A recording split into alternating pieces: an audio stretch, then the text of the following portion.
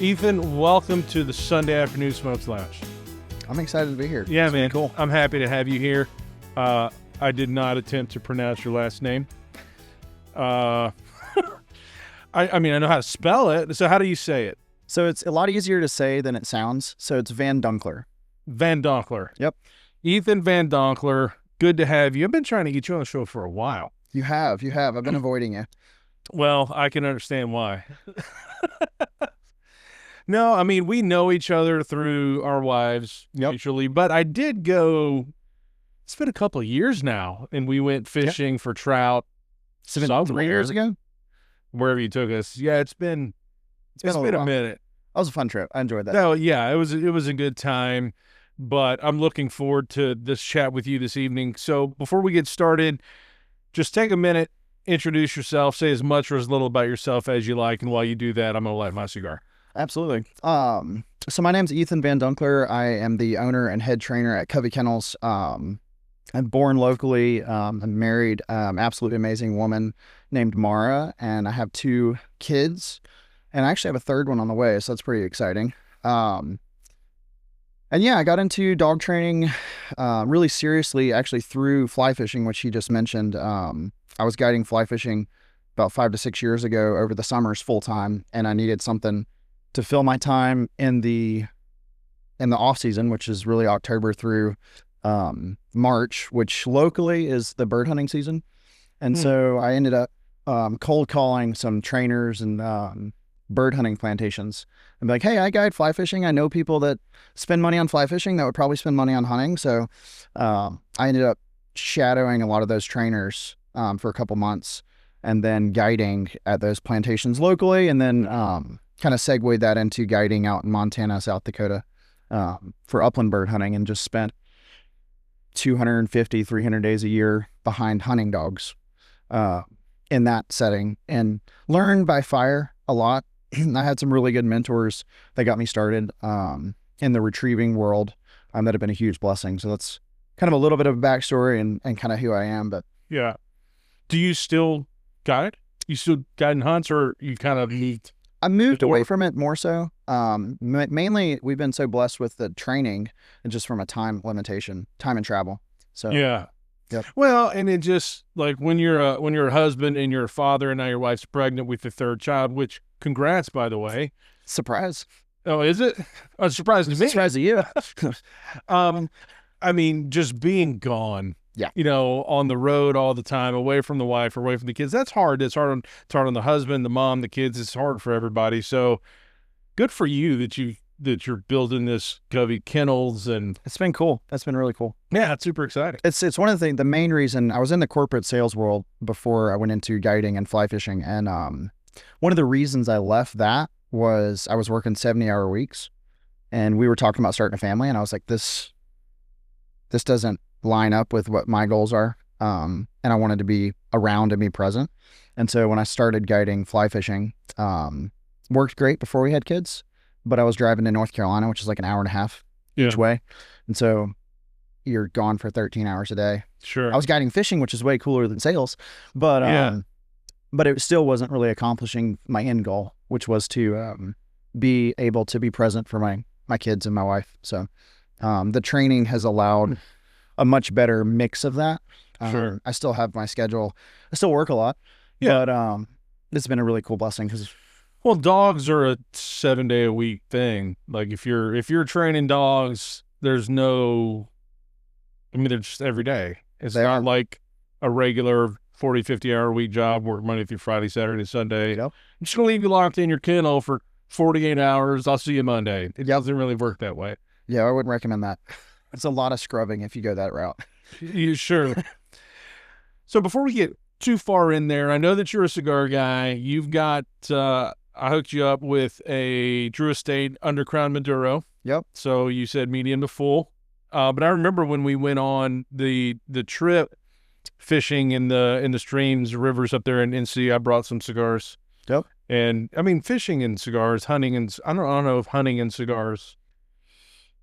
Maybe like in the evening when everybody's back at camp. Yes, that's the way. So deer hunting, the scent is a problem. Bird hunting, I guess duck hunting you could, upland hunting, you'd light the whole prairie on fire. Right. So they don't really recommend that. Sure. The game warden would stop you for that. Yeah, no doubt. Well, you're going to burn South Dakota down. It's a controlled burn, Mr. Game Warden. We're just taking care of the underbrush, but that's where the crows live. I don't know about whatever. But 30-mile-an-hour winds. Yeah. Well, you even bought a load of cigars from me for that specific one specific thing for all your clients taken up there, and that was cool. So where does your journey into cigars or tobacco start? So the first cigar that I had, I actually went through a Christian leadership program called Training Ground when it was 2016. There it is. Christian leadership is smoking cigars. I know that's not gonna go well with some Christians, but podcast is done. This is it. That's all we needed to know. Cut. The Christians got me into cigars. No, but I was with a program there, and I grew up. I wouldn't say I grew up like legalistic religious, but a little bit more so in my own head. And that program was really good getting me out of my head. I wouldn't have said I was better than other people growing up, but I believed it up here. And smoking cigars and cursing a little bit was one of the things at that time in my life that was like, no, you're a real person. I'm a real person. Me not smoking cigars or not saying a certain word doesn't make me more saved or less saved than you. So that was what got me into cigars initially, which is really cool. And then I've always, all the cool conversations I've ever been a part of have had bourbon and cigars, I feel like. And so, yeah. Yeah, well, bourbon and cigars and conversation they all work together in a nice trifecta to make for some really good conversations. And like each branch or denomination of Christianity has their various opinions. I became a Christian in 1999 in an independent fundamental Baptist church, and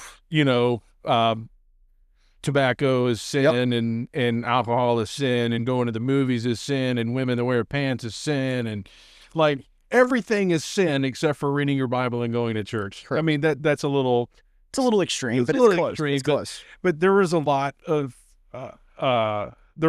of just kind of man-made standards in there that later, as I study through the scriptures, I'm like, this is not in here. No, it's not. But like the Presbyterians, a lot of them, and a lot of Reformed, they're like, yeah, let's smoke, let's have whiskey, but like the biblical New Testament principle is moderation.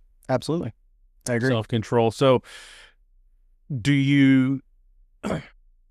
Is cigars or are cigars a regular part of your routine? Yeah, they are. So I probably twice a week. I have two men's groups that I meet with. On actually Tuesday nights, I'm leaving here to go smoke more cigars. So hey, it's not a bad thing. But that is Tuesday nights to meet with those guys. Really cool group of dudes. And we smoke cigars, and that's probably the most consistent time I smoke cigars. Yeah. And then if I'm hanging out with a friend and we're on the back porch, there's usually a cigar involved. Yeah. Do you have a go-to? I've been doing a lot of the Padron stuff recently. Honestly, I know that's hit or miss with who you tell, but the Black Diamond, I forget the brand. J.C. Newman. Yeah, that's my favorite cigar.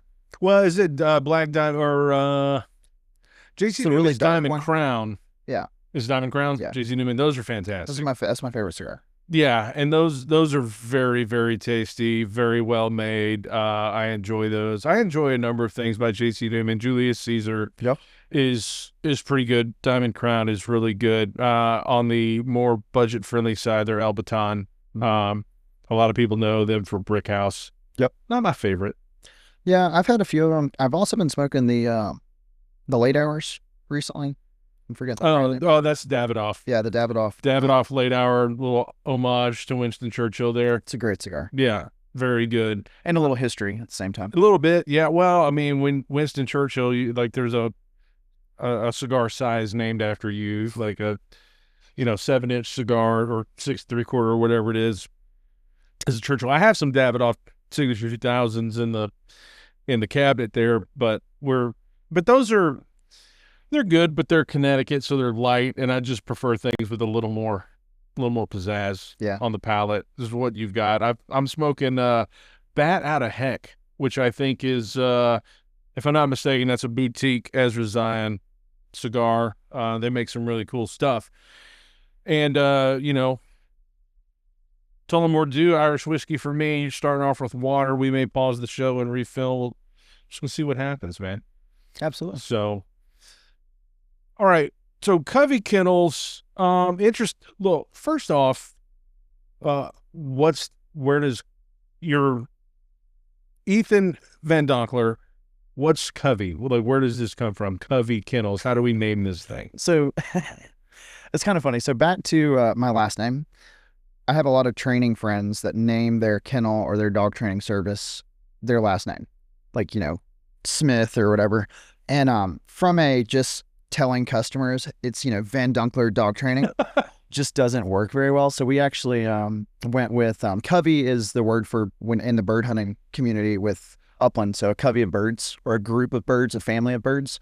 And so in the hunting world, in the pointing world specifically, with English setters and pointers and Brittany's, a covey is a covey of birds, or a covey rise when the birds come off the ground after the dog points them. So that's where the name comes from. It's kind of a hat tip to the upland hunting world, and something that's a lot easier to say. Yeah, that makes a lot of sense, and it's a nice tie. Like if you're in that community, doing your thing, running your business, like you don't have to explain the name. It is funny though. Guys. It is funny. I don't have to explain it to those guys, but on the boarding side, which we've been very blessed to really grow in this area, it's Covey, it's Covey. It's all the different things you can think of. But like I didn't think of that when I named it, but well, I didn't know. That's just when I read it, that's just how it came out to me. Yeah, because it just makes sense to me. You got it right. So Covey Kennels, you perform two different services. Yes. I mean, you've got boarding and you've got Training. Yep.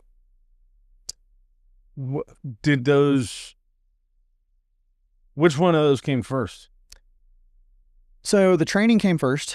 Guiding was what got me into dogs, like we talked about. And then I trained my own dogs for that purpose, for guiding in front of clients. And I grew up around animals. I've had, for a long time, pretty good with communication with animals and taking it at the right speed for different dogs or horses and stuff. So I had a background with animals, not specifically with hunting dogs, and carried that into training my own dogs. And I was putting them in front of clients 150 days a year in the season, and then training another 100 days a year. So I had a lot of friends or clients that became friends that asked me to train their dogs. And I remember I was still guiding fishing at the time. This was like 4 or 5 years ago. And I was just hitting a wall with the fishing. The driving was killing me. It wasn't working super well with the family. And I had a mentor that was like, you need to like take a break from the fishing and like just take some time from work, right? At the time I was doing a lot of construction work, so just to pay the bills. And went back and took like 3 weeks and just kind of worked through like, what am I doing? This fishing thing seems to have the doors are closing on it. And my wife and I both well, it was September at the time, which is right before hunting season. And we were talking about some friends that had asked us to train their dogs. And I was like, you know what, let's put a number on it. I think at the time I was like, $500 for the month of training, which don't make any money doing that. But it was really a cool way that door opened. I said, yeah, I'll do it for $500. And that was super cool at the time for me. And within like a month, I had 6 dogs from clients and friends. And I was like, wow, I wish I was the genius that came up with this idea. But it really was just one door closing and another opening, and me kind of stumbling my way into that. So. Mm-hmm. Yeah, I mean, there are times in life where things are not, either you're running up against the wall, and the walls can present themselves in various ways, whether it's time or money or just stress, and you just kind of have to pull back and try and like get the 30,000-foot view of what's going on. It sounds like you've had to do that more than once. Yes. Like usually too late. Usually as the door's hitting me in the face. Wait a second, this isn't working. Yeah, well, I mean, it's I'm in sales. Yes. But this, like, okay, I'm having to stop and does this allow me to, does this align with the values of what I want to do for my family? Yeah. And the answer was no. Yep. So we're going to transition into guiding. Yep. But then I'm in North Dakota, which It's a long for drive. people who don't know, it's not super close to South Carolina. No, it's 30 hours if you don't stop for a nap. Yeah. And so you have to stop again. And then just things are happening. And now, okay, I'm training. People are asking me to train their dogs. How about we just do this? So I don't know. Have you thought about like at regular intervals, 6-month intervals, like just stop, reflect, see where we're at, what needs to be? Is that like part of a regular process? I do it really, really in depth for once a year, usually. Typically for me, we have a slow January with the holidays. Everyone's busy and boarding slows down, training slows down. So January is usually the month where I can catch my breath a little bit and figure out if what I did last year is what I need to be doing, and if it lines up with what we're doing next year. So yeah, it's been the time for me. So how long has training was first, the boarding portion came second. So Yep. how long have both of these services been an offer? 4 years now. Oh, okay. So this is longer than I expected. Yep. What are you feeling? I mean, we're a little over halfway through 26. Yep. Do you look forward to the Januaries to try and get the 30,000 foot view? I do. I like to. I like the big picture, looking down. And one of my favorite local hunting seasons lines up with January. So there's a really small upland bird called a woodcock, which most people have never heard of, but it's about the size of a quail, and it has a really long, kind of funny looking beak. Most people know them. There's a TikTok of them like walking really funny because they kind of do like a hesitation and a back, and it looks really stupid, but they're really good for young dogs to learn on. They don't flush super early. They hold tight in the hunting world, so they call it holding tight. So young dogs get a lot more opportunity to decide to point. So in January or December, the third weekend of December through the end of January is kind of the local hunting season for that. So I just like January for that, and a little bit slower for work, and I get to spend some time with my son out doing that. So yeah. What's your sense for this coming January? Just kind of pumping the brakes, looking at Covey Kennels for 2025. Obviously, there's still August through December to go, so a lot can happen. Yep. But are you satisfied with your year so far? Yeah. Yeah, we've been on track. It's been really cool. We've been super blessed. I've been working on putting up a new facility on the same property, just a bigger building. And that we should be finalizing and starting construction in about 3 weeks. So my January might look a little bit different this year because the timeline of that finishing will be end of February, early March. Yeah. So it might look a little different this year, but it's been really cool. I don't know. Let's just dive into the specifics, I guess, of Covey Kennels. Like, what all are you offering to the dog owners of the Upstate? So the two main services that we do, we board dogs. So if you're out of town, we watch dogs. We do focus. Me as a trainer, I really do like the more separate boarding. So our boarding policies are, dogs that come with siblings, we let out in the play yards together, but we don't let out all the dogs in the play yards together, the boarding dogs specifically. So we really focus on safety first boarding practices, which does allow us within reason to handle dogs that are a little bit dog reactive or aren't perfectly trained and that kind of stuff. So that's our boarding. And then on the training side, we do obedience. We focus mostly on the more non-reactive dogs, so we don't get into the dogs that have bite histories or have really forward aggressive problems, but teaching owners, educating owners how to lead their dogs, how to be consistent. That's the number one thing, how to be consistent. Whatever rules you want, for the dog. Don't jump on the furniture, jump on the furniture. It doesn't matter. Just be consistent. So that's most of what we're doing on the training side, is teaching our owners, whether it's recall or place training or whatever, is be consistent. So that's our second category, is the training. And then what got me into training is the training hunting dogs. And so the big portion of what we do in the training side is training retrievers right now. So we train a lot of Labrador retrievers for hunt test and field trials. And that's really cool. That's been fun. Yeah. Well, when I look at your social media, and I follow you on there, and I always enjoy watching your stuff, just because hunting dogs are cool, man. They are. They're super awesome. Cool. Like, and I grew up hunting I grew up mostly fishing with my dad. We did a little hunting. You know, he was, in my younger days as a child, he did a lot of deer hunting. Yep. Really, it's not my thing. I don't like to go sit in a deer blind and just get out there before it's sunlight and wait and just sit there and hope a deer walks by. Bird hunting. It's amazing. So much fun. It's way better. But it's just like walk through this field with this dog, and the dog points and the birds are up and you're shooting, and like, it's interactive. It is. It's a lot of fun. And so I watch your videos, and they're mostly of what I've seen, it's heavily geared towards the hunting dogs. Correct.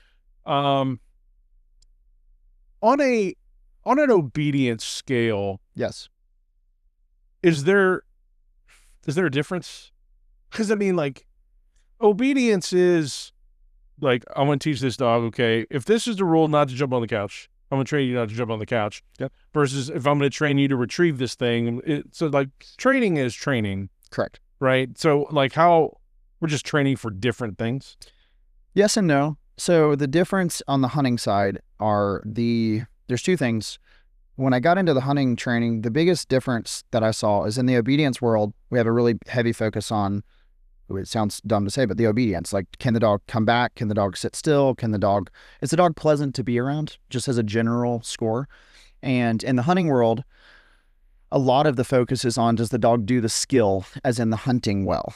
And there's not a lot of training focus throughout the program on how does the dog integrate back to the house, which that works really well when we're producing field trial champions or hunt test titles. And the focus is just ribbons and papers and titles. But 99% of my clients, they live with the dog. The dog lives in the house. They've got 2 or 3 kids. And so the main thing we've tried to develop with the hunting dogs is, I want the dog to be able to have manners at the house and also go get ribbons on the weekends. And that's the kind of where we fit into the market of like, hey, we want the dog to be successful in the field. You're going to go hunting every weekend during the season, or you're going to travel to Arkansas or North Dakota and go duck hunting or bird hunting. But also there's the other 360 days a year or 330 days a year, whatever, how much you hunt, where the dog is staying at home with the kids or is in a crate. And that's what we've really tried to develop in our program. Is like, we're going to have a really big focus on, can the dog sit on a place board? Can the dog recall? Does the dog have fun with the training? Are they excited? So that's what we've done a lot of. So,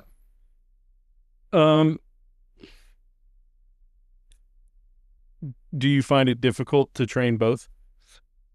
No, not necessarily. The biggest difference with the hunting dogs is on a really nicely bred hunting dog, there's a lot of go. There's a lot of energy. And the shortest way to describe it, so in the pointing world, you have an English setter who's bred to, if he's a guide dog, to run 20 miles a day, every other day, the entire season. And turning that into a house dog can be a little bit of a struggle, just because of the amount of just energy the dog has. So that can be challenging, especially more on the pointing side. The Labradors, the Boykin Spaniels, the retrieving dogs tend to do a little better with house or obedience work. And the main reason, in my opinion, with that is, pointing is kind of like going hiking with your dog with a shotgun, but you're really following the dog more than you're telling the dog what to do. It's a lot more of natural development of the dog's desire to chase or look for prey, natural development of their desire to point. And then after a year old, we might go back and train that dog and kind of teach them how to do it well. But after they have a whole year of experience, messing up things, in the retrieving world with the labs and such, most of the training is do what I say, when I say, how I say, which overlays a little bit better with obedience. And there's not quite the desire, like a Labrador is not going to run 25 miles a day at 500 yards away from you quartering. So the Labradors tend to do better in the house, from what I see, than a field champion bred English setter or English pointer. So the pointers, I mean, you're fine tuning the point, but that's not something you have to train. That's in them because of their breed. Yes. So the genetics to point are there. And really it's not the genetics, it's not to point per se. The genetics that you're breeding for are the desire to stalk game. So you ever seen like a lion like creeping up on a gazelle? So pointing training is developing the dog's understanding of when I smell something, I can creep up on it and try to catch it. And then through training, we don't reward them for creeping in. And if they hold the point or they stand stationary, we flush the bird and shoot it for them so they can get the reward. And so over time, you're connecting in the dog's head. I pointed, I held still, I got that bird. The bird is the reward. So a lot of early development in the pointing dog world is you're letting the bird train the dog, and I'm kind of facilitating it. Now that might involve me, having some corrections. I need recall because otherwise the dog runs away. But it's a lot less obedience focused early.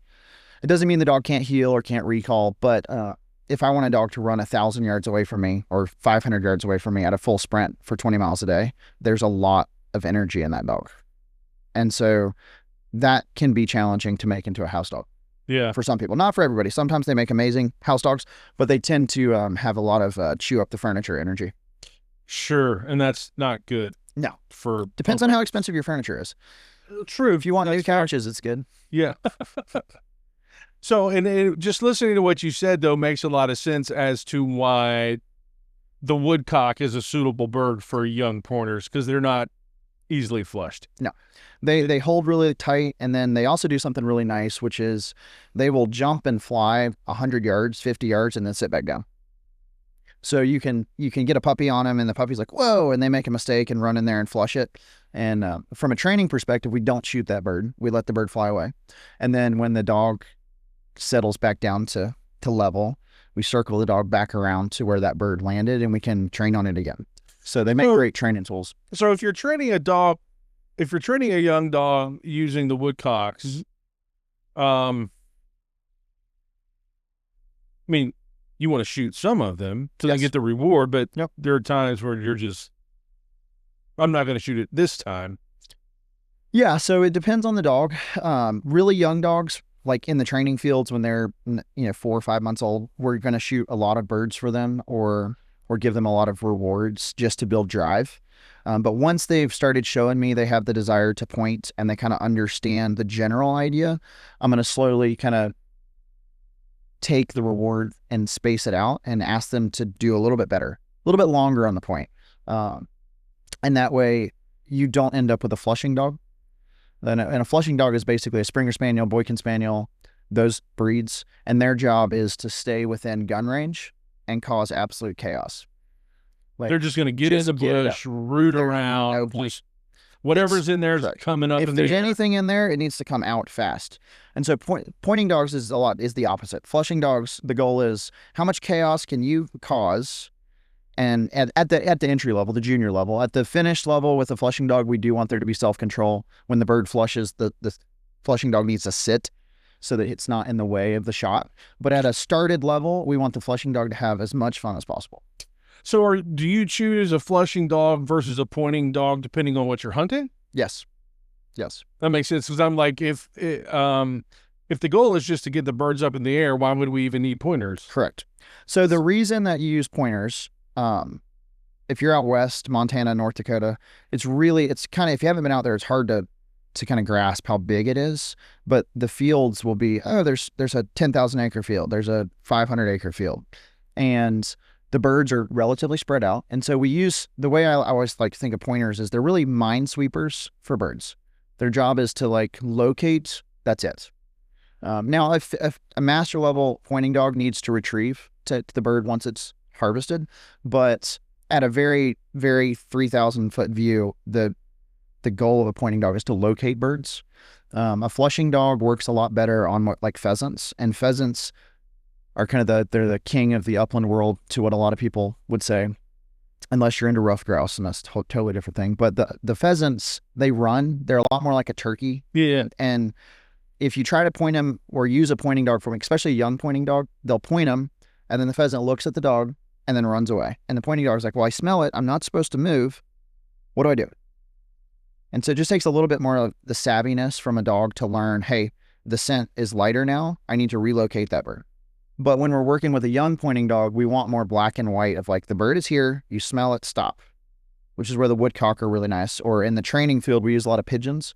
So we have, they're basically spring-loaded boxes called launchers. And we put homing pigeons in the boxes, and we put those in the field. And we take the young dogs, you know, a year old and younger, and we let them hunt the field. This little fake setup for them, a training setup. And when they point the pigeon and stop, it's just a more black and white thing. They smell it, point. If they make any movement past that solid or staunch point, we launch the pigeon and it flies home, and they don't get a reward. If they do hold a really nice point, they let me walk up to the dog and pet the dog, or go up in front of the dog, I'm going to launch the pigeon and throw a dead bird or a frozen bird, and then the dog gets the reward of, hey, I did it good. I did it well. So that's kind of the process of developing a young pointing dog, where a flushing dog, we don't want that hesitation. We want the opposite. So in the spaniel world, and I've got a really good friend named Dylan Holiday who is phenomenal spaniel trainer, and it's weird to me. I have a spaniel and she's amazing, but I can't say that I've trained her to the master level. She's a hunting dog for me. But it's everything he does is the opposite. It's how excited can we get this dog to run through a blackberry patch at 100 miles an hour and just get the bird up. So, what is the purpose? I have maybe an idea, but I don't want to say it. Why in the pointers do we want the tail up? Or maybe we don't, but I've just seen so many of the pictures. The tail is like 12 o'clock. Yeah, why? So there's not the argument in the field trial world, and this is, so the setters that I have that I've trained for a long time are kind of American field bred setters, and they're not American setters. They are English setters, but they're really American line English setters. And the field trials over the last 100 years in the U.S. have really leaned towards kind of a tall chest and a tail at 12 o'clock. The argument that I have heard for that is the tail up's easier to locate in tall grass. That's what I was thinking. It's but how much hunting is there in tall grass? A good amount. Good amount. Yeah. I mean, if you're hunting for pheasants, there's no cover thick enough for pheasants.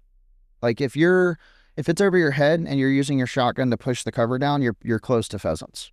So, but in that sense, the tail up doesn't really help you. Correct. But most of the time, if you're hunting in, knee-high grass, that tail up from a distance is visible. But again, that's before tracking collars. That's before GPS. That's kind of the old school. I think the main reason that people like the head up or the chest up and the tail up is because it looks pretty to certain people. Yeah, sure. It's flashy. The old school, like if you go back to England in the 1800s and early 1900s, almost all the setters, if you look at old pictures of pointing dogs, the tail is out and away. It's not really. It's like 9 o'clock. Yeah. Yeah, it's kind of out, maybe a little curl up, but it's never 12 o'clock. So that's a very, last 100 years thing in the U.S. So there's no direct line between how the dog's tail is positioned and success in the field. Sure. There's just not, at least in my opinion. Yeah. Obviously, there are dogs that are bred for certain purposes. Like you said, Labrador retrievers, then we have the pointers. But can you take... Obviously, you can't take any dog and make it a... If you get on Instagram, you can. I wouldn't take like my little applehead chihuahua and want him to be a whatever. I don't know. But like, can you... maybe, I don't know. But can you take... I don't know if I should say any dog, but a very wide variety of dogs and make them hunting dogs?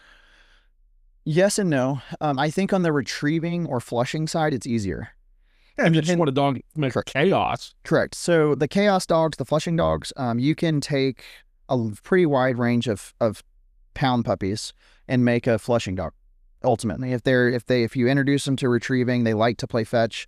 Hunting and retrieving and fetch are relatively similar, at least in concept. You're introducing gunfire, you're introducing, you know, cover and travel and lots of things, but it's fancy fetch. It's really expensive fetch. So on the pointing side, there's kind of two thoughts there. One is I can teach any dog to whoa. Whoa is the word we use to encourage a puppy to stay on their point, to stay stationary. But what I see a lot of with that is if we introduce whoa really early to a young dog, we end up becoming the person that's pointing the bird, not the dog. And what I mean by that is you take a pointing dog. I want the pointing dog to be the one who decided to point. So you'll see it where dogs are running past the scent, and the scent is very obviously pushing straight towards the dog, and the dog throws his head up, he smells the bird, and he takes 5 steps towards the bird, and then the handler says, whoa, and the dog stops and goes, okay, dad told me I need to stop, so I need to point. And that's good at certain points of training to reinforce, hey, you need to slow down. But if you do that on repeat, you condition the dog to stop when dad says point, and the dog has no connection to understanding the bird. So that's back to what I was talking about, early development. What I really want to do with a young dog is say nothing. He runs in and he starts running towards the bird. We're going to launch the bird, let it fly away. And that way the dog eventually will make the connection of, hey, that didn't work. And then I can encourage him once the point's developed. So the reason I go through all that is if you take a dog that is just a mutt, you end up having to rely a lot more on me saying whoa, because there's very little of that natural stock, the prey just genetically in the dog. It's not that there's none, but it's just a very small percentage. And so in the pointing world, I think it's very hard to take a mutt of some kind and make them into a phenomenal pointing dog. It's not impossible to teach them to point, but most of the time you'll be the one saying whoa and stop and point. Yeah. And the other issue that you run into, and this is again where pointers can be a little bit of a challenge as pets, is if you look at a dog that like wants to stay with you all day and go on walks and be close to you, that's a Labrador. That's just a lab. If you think about what you're breeding for in a pointing dog, I want a pointing dog to get out of the truck, look at me and go, you're awesome. I'm glad we're hunting. And then see ya. Yeah, we'll see you when we find birds. And so that dog is just so different from a dog that looks at you and goes, hey, like how close can we be together? And so if you take a dog from the pound, let's say, and all he wants to do is play fetch and be close to you, even if you can teach him the function of point, it can be really challenging to teach him to have enough legs to like be productive hunting. Not impossible, but challenging. Yeah. It's just not, it's just DNA. Correct. And it's there because all dogs technically have some genetics to want to stalk prey. Yeah, they're all predators. So it's there, but you're talking about taking a dog that has a little bit of it versus a dog that has been bred for the only purpose of being, I want to point and I like to run. Yeah. Do you want a drink? Yeah, that sounds great. You want to get a drink? Okay. Take a little pause. We're gonna take a quick break, and we're gonna get a drink, and we'll be right back. The thing I see a lot of too with pointing dogs in particular, you see it with labs too, with retrieving dogs, but with pointing dogs, in my opinion, is a lot more art and a lot less do what I say when I say how I say. And that just messes people up. Because it's retriever training, which is what we're doing a lot more of now, which is crazy, but retriever training is a little bit more like, here's the outline with the flow chart. Here's how I get from where my dog is now to running blind retrieves and double marks and triple marks. It's just more mechanical just by nature, which is also why labs are like arguably the best breed for just ears, because all we're breeding for is how well can you listen, how consistently can you listen, and like you're right next to me all the time. With a pointing dog, we're breeding like, hey, I always tell people the analogy of like a pointing dog is like a roommate that's really awesome to hang out with and go hunting with, but don't ask them to help pay rent.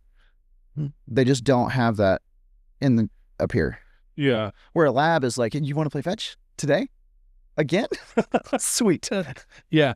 Well, that's an interesting concept. By the way, we're back. But that is an interesting concept, and I like what you said, that like this dog, a pointer dog, is more of it's more art, than it is like straight up mechanics. Correct. Like And that's hard to do because art is not something you train, sort of. Yeah, it's like you can practice art, but it's very hard to take like every pointing dog and say, if you do these 50 steps, you will end up with this dog. And partly because dogs they're not robots. There's no perfectly linear progression of any dog, but the pointing dogs really are a struggle for a lot of people, I think, because of that. It's okay, does the dog understand the birds that you're trying to hunt? And it doesn't mean he has to understand every situation, but does he understand that his job is to stop when he finds the birds? Or does he do, and this is what a lot of people struggle with, the dog does amazing in training because they feel the pressure from dad or mom. The dog's on point. Dad says, whoa, 37 times when he's walking up to the bird. And, you know, birds are expensive. They're hard to come by if you don't have training fields in a facility for them. So a lot of people, I feel like, they get birds in to train with their dog, and they have 5 or 6 quail or pigeons to train the dog. And they're like, I got to get a point on this bird because I bought this bird and I want to get a point for the video or picture or training session. And then I'm going to shoot this bird and we're going to get a retrieve. And we're trying to cram everything into one training session because they're genuinely expensive. And the issue is, what the puppy more likely needs is he needs to mess up that point. He needs to run in, smell it, go, ooh, stop and point for 3 seconds, and then charge in and learn, hey, that didn't work. And he's going to have if he's bred well, he's going to have a great time doing it. He's going to run in there and flush the bird and go, oh my gosh, this is amazing. And then the next time he does it, he'll probably do it even worse. And then 3 or 4 days from now, if you still have birds in front of him, the dog's going to start going, wait a second, I love these things. They're fun to chase, but I can't catch them. And that's where the dog starts learning. And again, this is not a 2-week process. So he gets in too close and you launched the bird. Oh yeah. So he doesn't get his reward. So he eventually realizes, this isn't working. I'm messing up because I'm not getting my treat. Correct. Okay. Yep. Okay. But the beautiful thing about that is I have a group of dogs that are about a year old, 13 months old right now. And I haven't said whoa to any of them. And I know that for some trainers, that's, you know, not the way they want to do it. There's a million ways to get to the end. But the way I like to do it is give the dog 12 months, or the way I like to think of it is a full hunting season. So if your dog's 2 years old and it's never been on birds before, in my head, that's still a year-old, like, hunting dog. It might be a 2-year-old, but it's a year-old hunting dog. So give that dog a year to get in front of as many wild birds as possible and learn as much as possible. And then you're going to shoot some birds and you're going to watch a lot of birds fly away. But at the end, you're going to end up with a dog that has a better understanding of how birds work. And we kind of live in the world of instant gratification. And no, we don't kind of. We do. We live in it. So we have the same issue with bird dogs. So wild birds, you know, you might hunt all day and find 6 coveys. You might hunt all day and find 2 coveys. If you're out west, you might find 15 or 10, but it's a lot of walking. It's like 10 miles a day or 5 miles a day. It's a lot of ground to cover. And so in training early, we're trying to balance, teach the dog that these rewards aren't like just 24/7 right in front of him all the time, and also keep him engaged. But on the plantation side, which I've done a ton of guiding for, it's good fun, it's great. But the birds, when it comes to pointing dogs at plantations that are released, kind of pre-released before the hunt, are not smart birds. And I know that sounds kind of funny to say because most birds aren't smart. No, dude, it's the same. Like when I was a teen, in my late teens, I had this place that a buddy of mine and we used to love to go fish. Yep. But it was hardly ever fished, and so the fish were stupid. Yeah. Like if you go out on a major the farm pond for bass. Yeah, kind of. You know, it wasn't a farm, but it was this. It doesn't matter what it was. It's a couple of lakes, very large ponds. Yep. Really. But like for people that fish, you'll know, like if you're going to a popular lake and there's all the weekend warriors, the fish there, they know. Oh, they're smart. They know what's a lure by and large, and they know what's not. And so, like these birds that have been brought in, and we're just going to release them. Yes. Like they're like you said, they're stupid. Yep.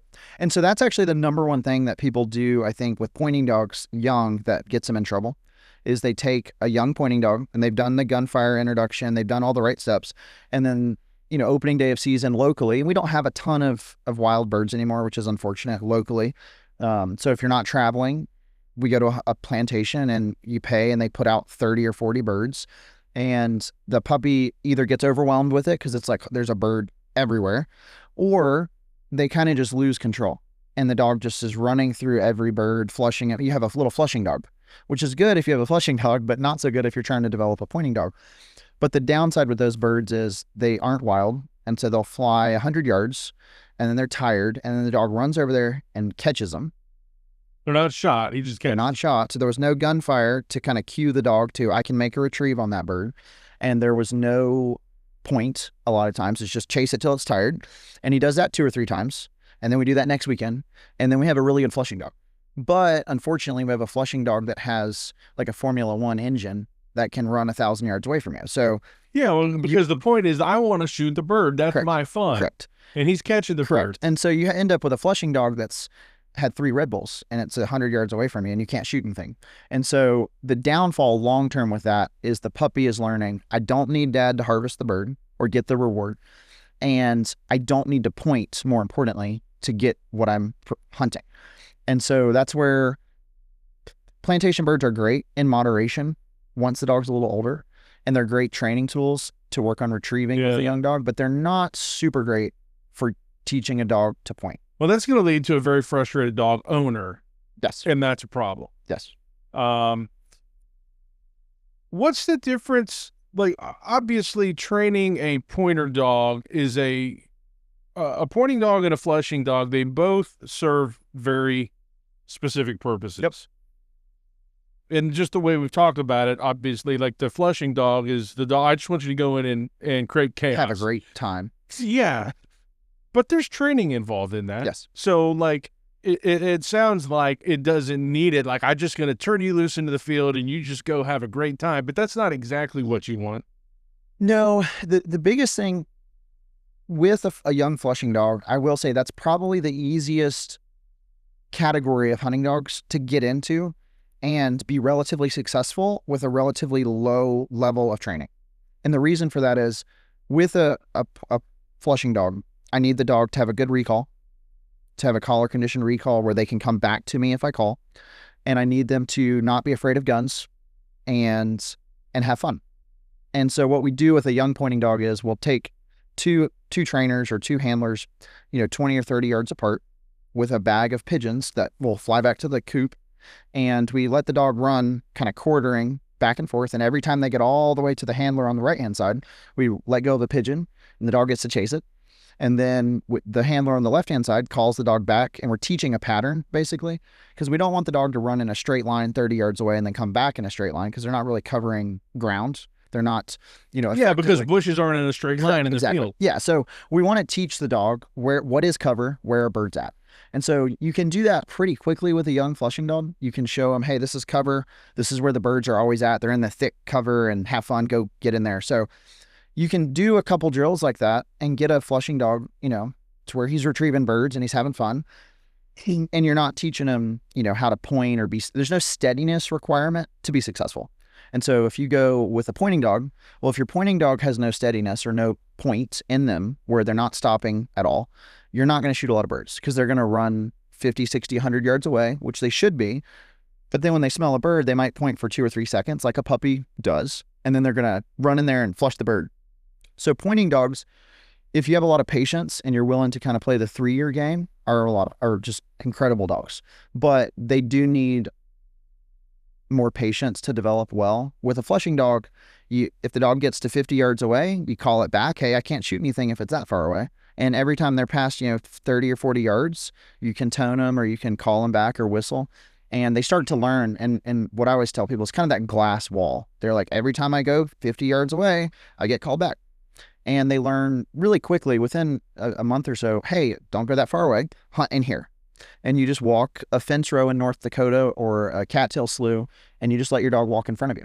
So that is, in my opinion, if you're absolutely brand new to bird dogs, that's a great place to start. Partially because the spaniel breeds, which are the flushing dogs, the Springer Spaniels, the Cocker Spaniels, the Boykin Spaniels, also really make good house dogs. And they're easy to train, and they're happy, and they don't typically have a lot of reactivity issues. The Boykin Spaniel's a little bit more, which I'll get in trouble for saying that because we're in South Carolina and it's a state dog. But the Springers and Cockers, generally speaking, and when I say Cockers, Spaniels, and Springer, I specifically mean the field bred strands of those dogs. So within most dog breeds. You have kind of the show or line dogs. Yeah. They have the titles and the championships, and they're generally built physically a lot different. And then you'll have field lines where a little bit more athletic, a little bit higher energy typically. Too much energy sometimes. But if you're using it for a purpose like flushing or pointing, that's the one you're going to want. So Interesting. So if I decide that I want to get into hunting birds, Yep. which I would love to do, and just time and money, time, yeah. time and money. If you figure that one out, text me. Write Sure. a book about Yeah, I'll let write you a know, book. man. Write a book. Write a book. So if I decide I want to get into hunting birds and I want a bird dog, and I call you up and say, hey man, I'm doing this. I've got this dog, but he's green as can be. Yep. I'm going to bring him to you. And how much time am I looking at for you to get him in shape?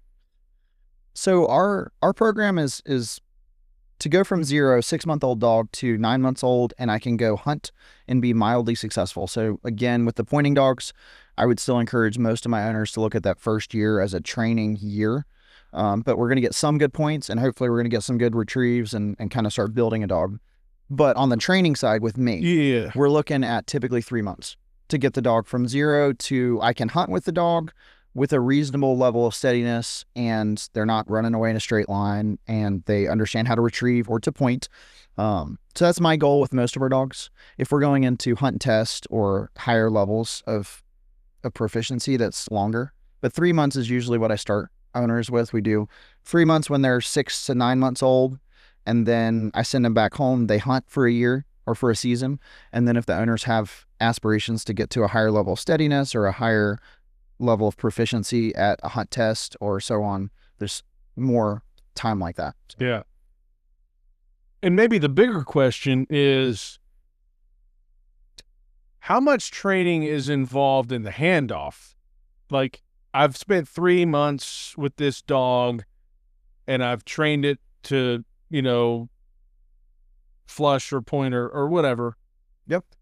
But now I'm giving him back to you, but you have to continue to do with this dog the things that I've taught it. So like, Yep. You're training not just dogs, I mean, you're training owners.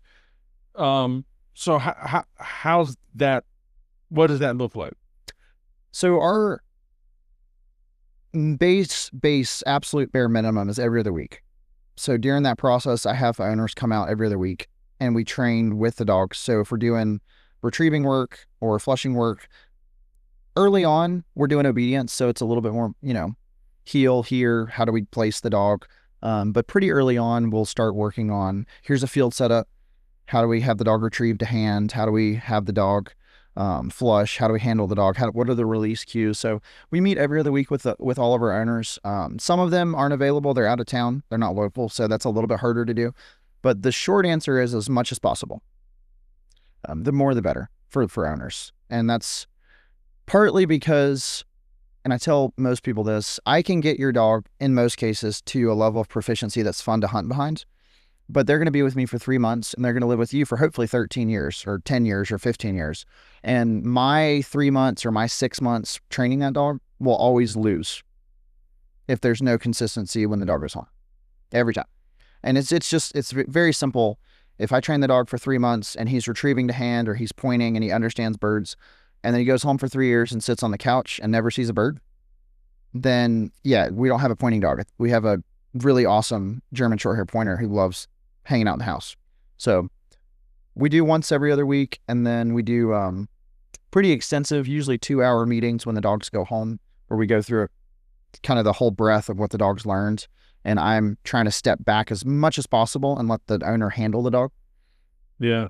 So yeah, it sounds like you've got, you're doing a lot of cool stuff. Just training these, like how much time are you spending training hunting dogs versus just obedience? So I am really, really blessed. We have a awesome team. There's 4 trainers at Covey Kennels now, and I'm one of those. So I do the majority of the hunting dog work. So it's been really cool. I get to spend That's all what the you time. like. That's what I like. That's what I love. So I'm very blessed. We have Delaney works with us, and she is a little bit more gifted with the behavior dogs. And we don't do a ton of that, but if it's on the edge where the dog is more fear reactive, she's really good with those. And she does probably 50% of our obedience training. And then we have Jalen and Angela who kind of fill in the gaps on spending time with the basic obedience and just getting hours with dogs. Because kind of back to what I said earlier with the hunting dogs, a lot of hunting dog programs, there's a really heavy focus on the hunting side of it, which makes sense, but there's not a lot of hours put into just basics: heel, place, recall. Am I crate trained? Can I go home and stay in a crate? And so those three ladies are absolutely amazing. And I wouldn't be able to do as much as I do in the hunting world, and then also have a dog that when they go home, they can stay in a crate and they're not chewing through it. They can, Yeah. Well, but that's not what I'm asking you to do, though. Like as the owner, Yeah. Like if I come to you and I say, hey, Ethan, I'm gonna start hunting birds, Yep. and I need a bird dog. Yep.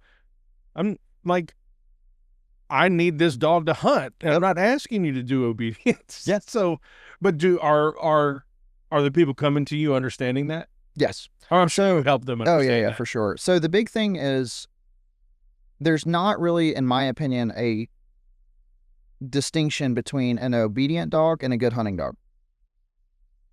A good hunting dog is an obedient Correct. dog. And so you can't really separate the two. Like there's obedience trainers, and I guess what we mean by that is they don't train hunting or, service dog work. They focus on obedience. But like when it comes to hunting, if your dog is really, really good at retrieving but doesn't come back to you, then it's going to be carrying the duck around for 3 hours by itself.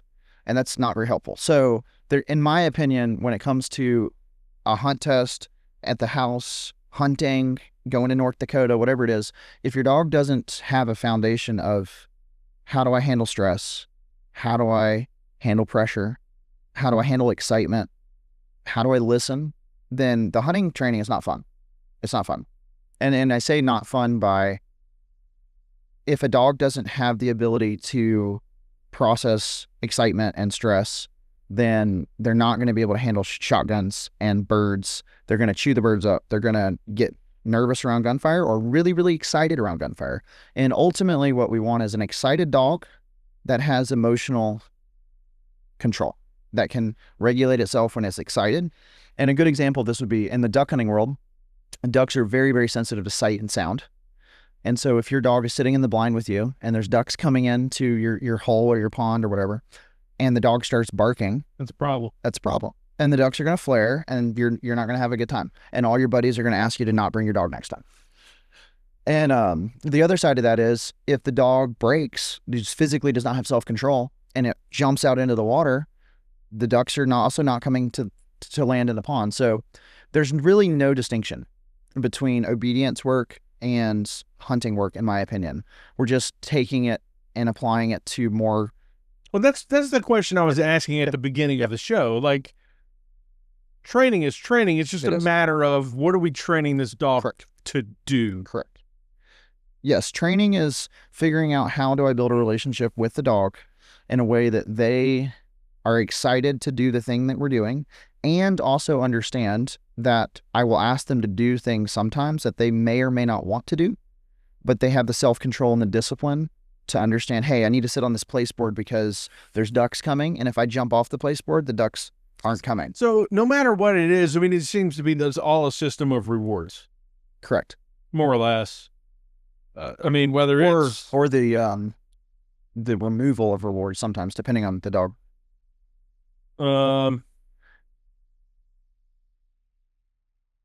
Meaning they're not getting it. Yeah. So but I mean, it's still rewards. Correct. It's still reward focused. So like I have a dog right now that's phenomenal hunting dog, and her biggest struggle is overexcitement.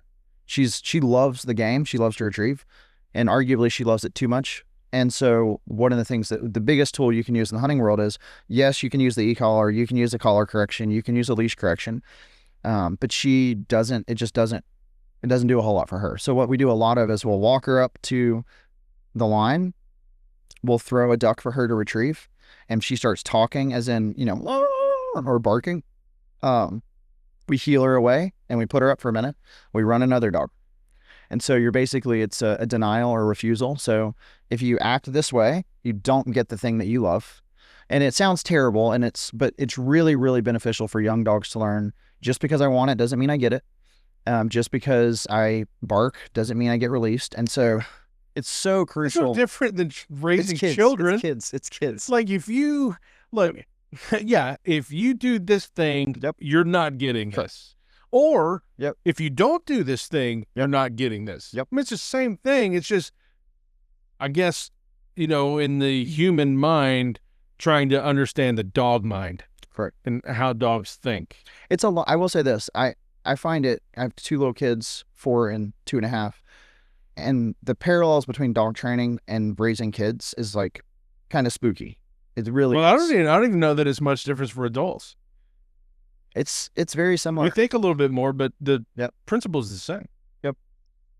I mean, one of the things I learned from my good friend Sean, who is ghost sitting with us right now in this episode. Yeah. Sean, thanks for joining us, man. He's just kind of taking in one dog trainer to another.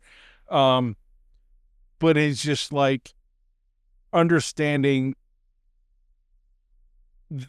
like the dog's reward. Like a dog that loves its owner is like, hey, come here, boy, and I'm gonna pet you and rub your head and behind your ears and all that stuff. And like, that's his dopamine. That's his payment. It's either food or that kind of stuff. And so if you have a dog that like wants to jump up on you when you're standing there, his, you know, what he's like is, I don't acknowledge that at all. I become a statue. Because if I push the dog down, now it becomes a game. The dog is like, oh, that was fun. Let's do this again.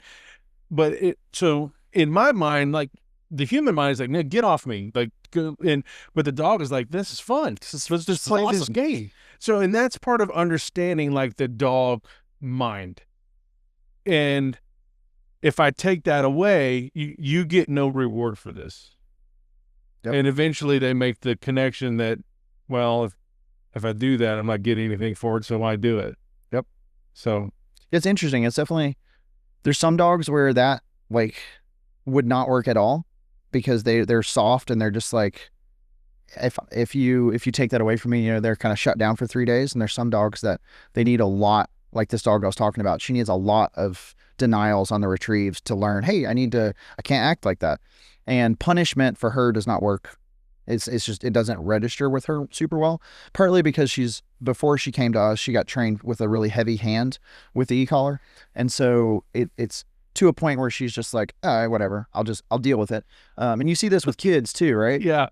It's sad to say though, it is very much that way, which is, you know, the kids learn, hey, I get in trouble, but I get in trouble regardless of what I do. So like, I'm going to go have fun.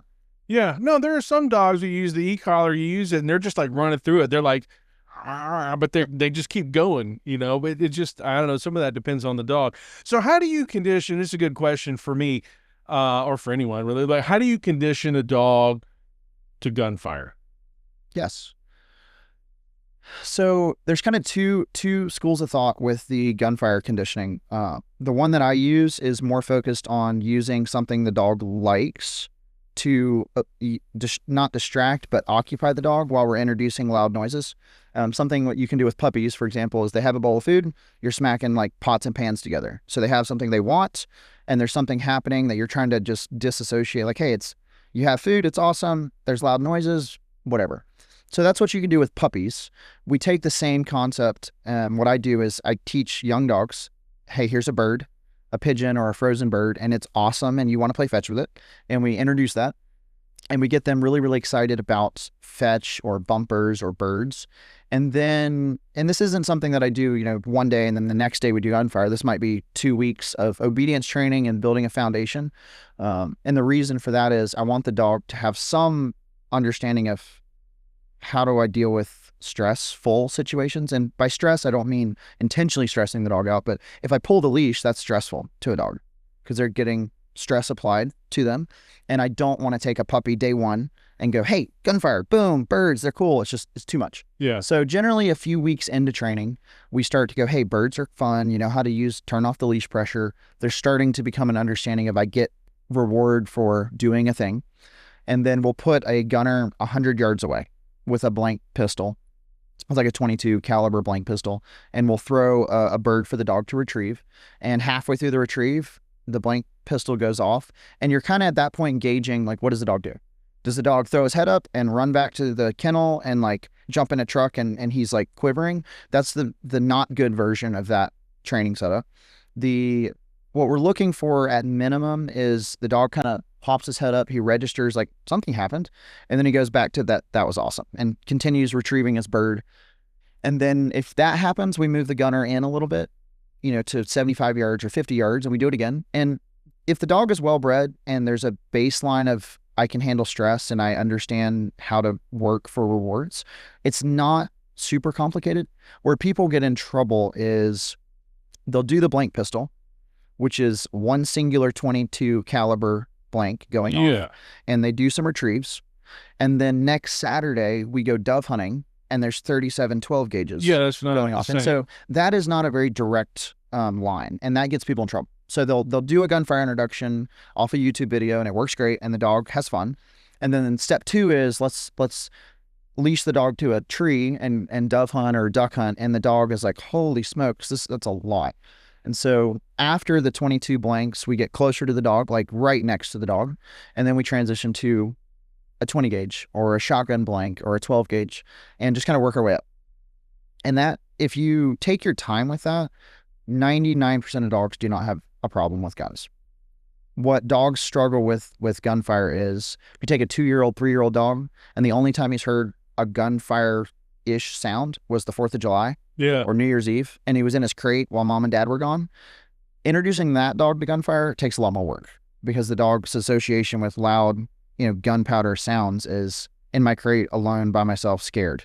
So there's a little bit more work to unpack. But if you take a puppy, like I have a 12-week-old puppy right now, and he's already gone through gunfire. He's retrieving, birds and bumpers. So you can do it really young. You don't need to wait till the dog's 3 years old. But it just has to be done carefully and kind of slow.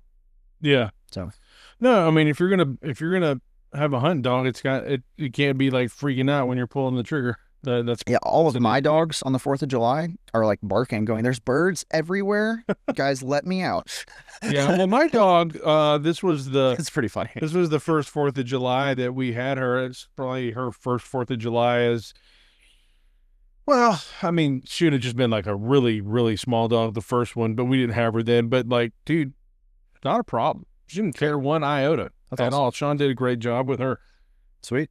In so many ways. And so, but and I know this, but I just read the social media comments about my dog and 4th of July, and I've got to medicate my dog, and then I'm like, I don't understand. And I guess that's like people that have not helped their dogs to understand how to deal with. I don't feel like you should need to medicate a dog for fireworks. I mean, I don't think it's a good long-term solution. I do think that sometimes adopted dogs from the shelter that have crazy situations going on, that it's a decent temporary thing. My experience with medication, I'm obviously not a doctor or a veterinarian, but typically gabapentin, trazodone, all the big medicines that you see, to me, they don't remove the dog's fear of the thing. They simply delay their reaction. And so what I see with dogs is, if you think about like a dog's capacity for gunfire or for fireworks, it's like here. The gabapentin, the dog would normally react right here. The gabapentin kind of moves that threshold up. It's almost like if you walked really close to me, I would like push you away right here. But because the dog's on trazodone, he's kind of a little loopy, and he waits until the person is like right there. And then when he does react to it, it's like almost worse because it's delayed. So from a training perspective, I would prefer a dog with no trazodone, no gabapentin, because I want to know where is the dog's threshold for this thing, whether it's fireworks or gunfire, or, leash manners, whatever. And the gabapentin and the trazodone really delay the dog's reaction to what their threshold would normally be. Yeah. And you end up with what I've seen is a more severe reaction because, again, the dog's way past where they would have reacted. And so that's the downside. It's good for a period of time for certain dogs, but it is not a training. It's not a solution. Yeah. It's definitely a Band-Aid. Yeah. Well, we've talked a lot about dogs, and rightly so. I mean, this is kind of what you do, and it's your jam. But on the other side, on one side of Covey Kennels, we've got dog obedience, dog, training dogs for hunting purposes. We've got a kennel for boarding if you're going out of town. Yep. On the other side of that business is the people business. Yep. I am here to help you with your dog or whatever.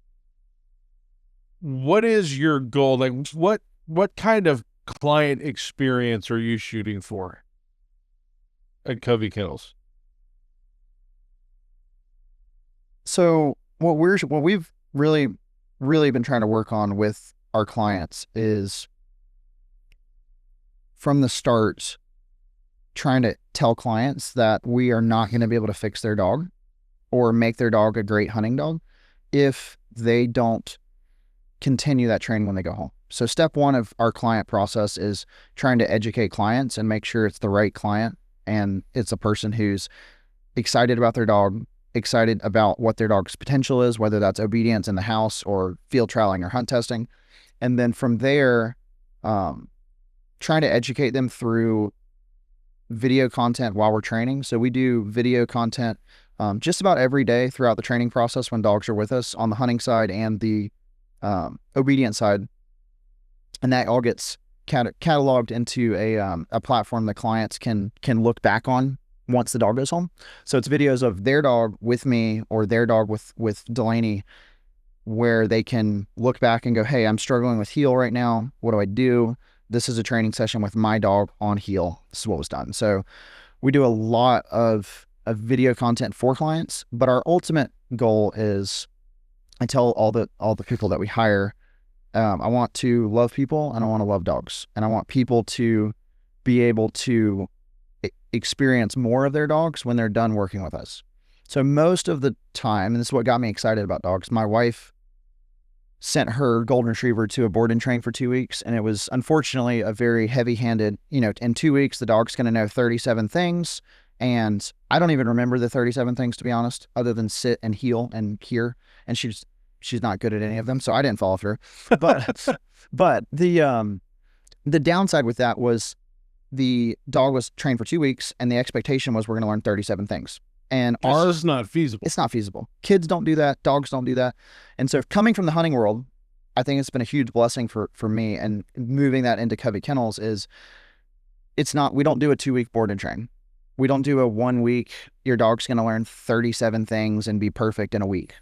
Because I don't think that's fair to clients. It's definitely not fair to the dog. Yeah. And so we do a much longer process. Our minimum is 30 days. And we really try to train 3 things. Because people can remember 3 things. And so it's heel. I want the dog to walk on a leash without dislocating my shoulder. I want the dog to come back when we call. And I want the dog to be able to sit on a place board.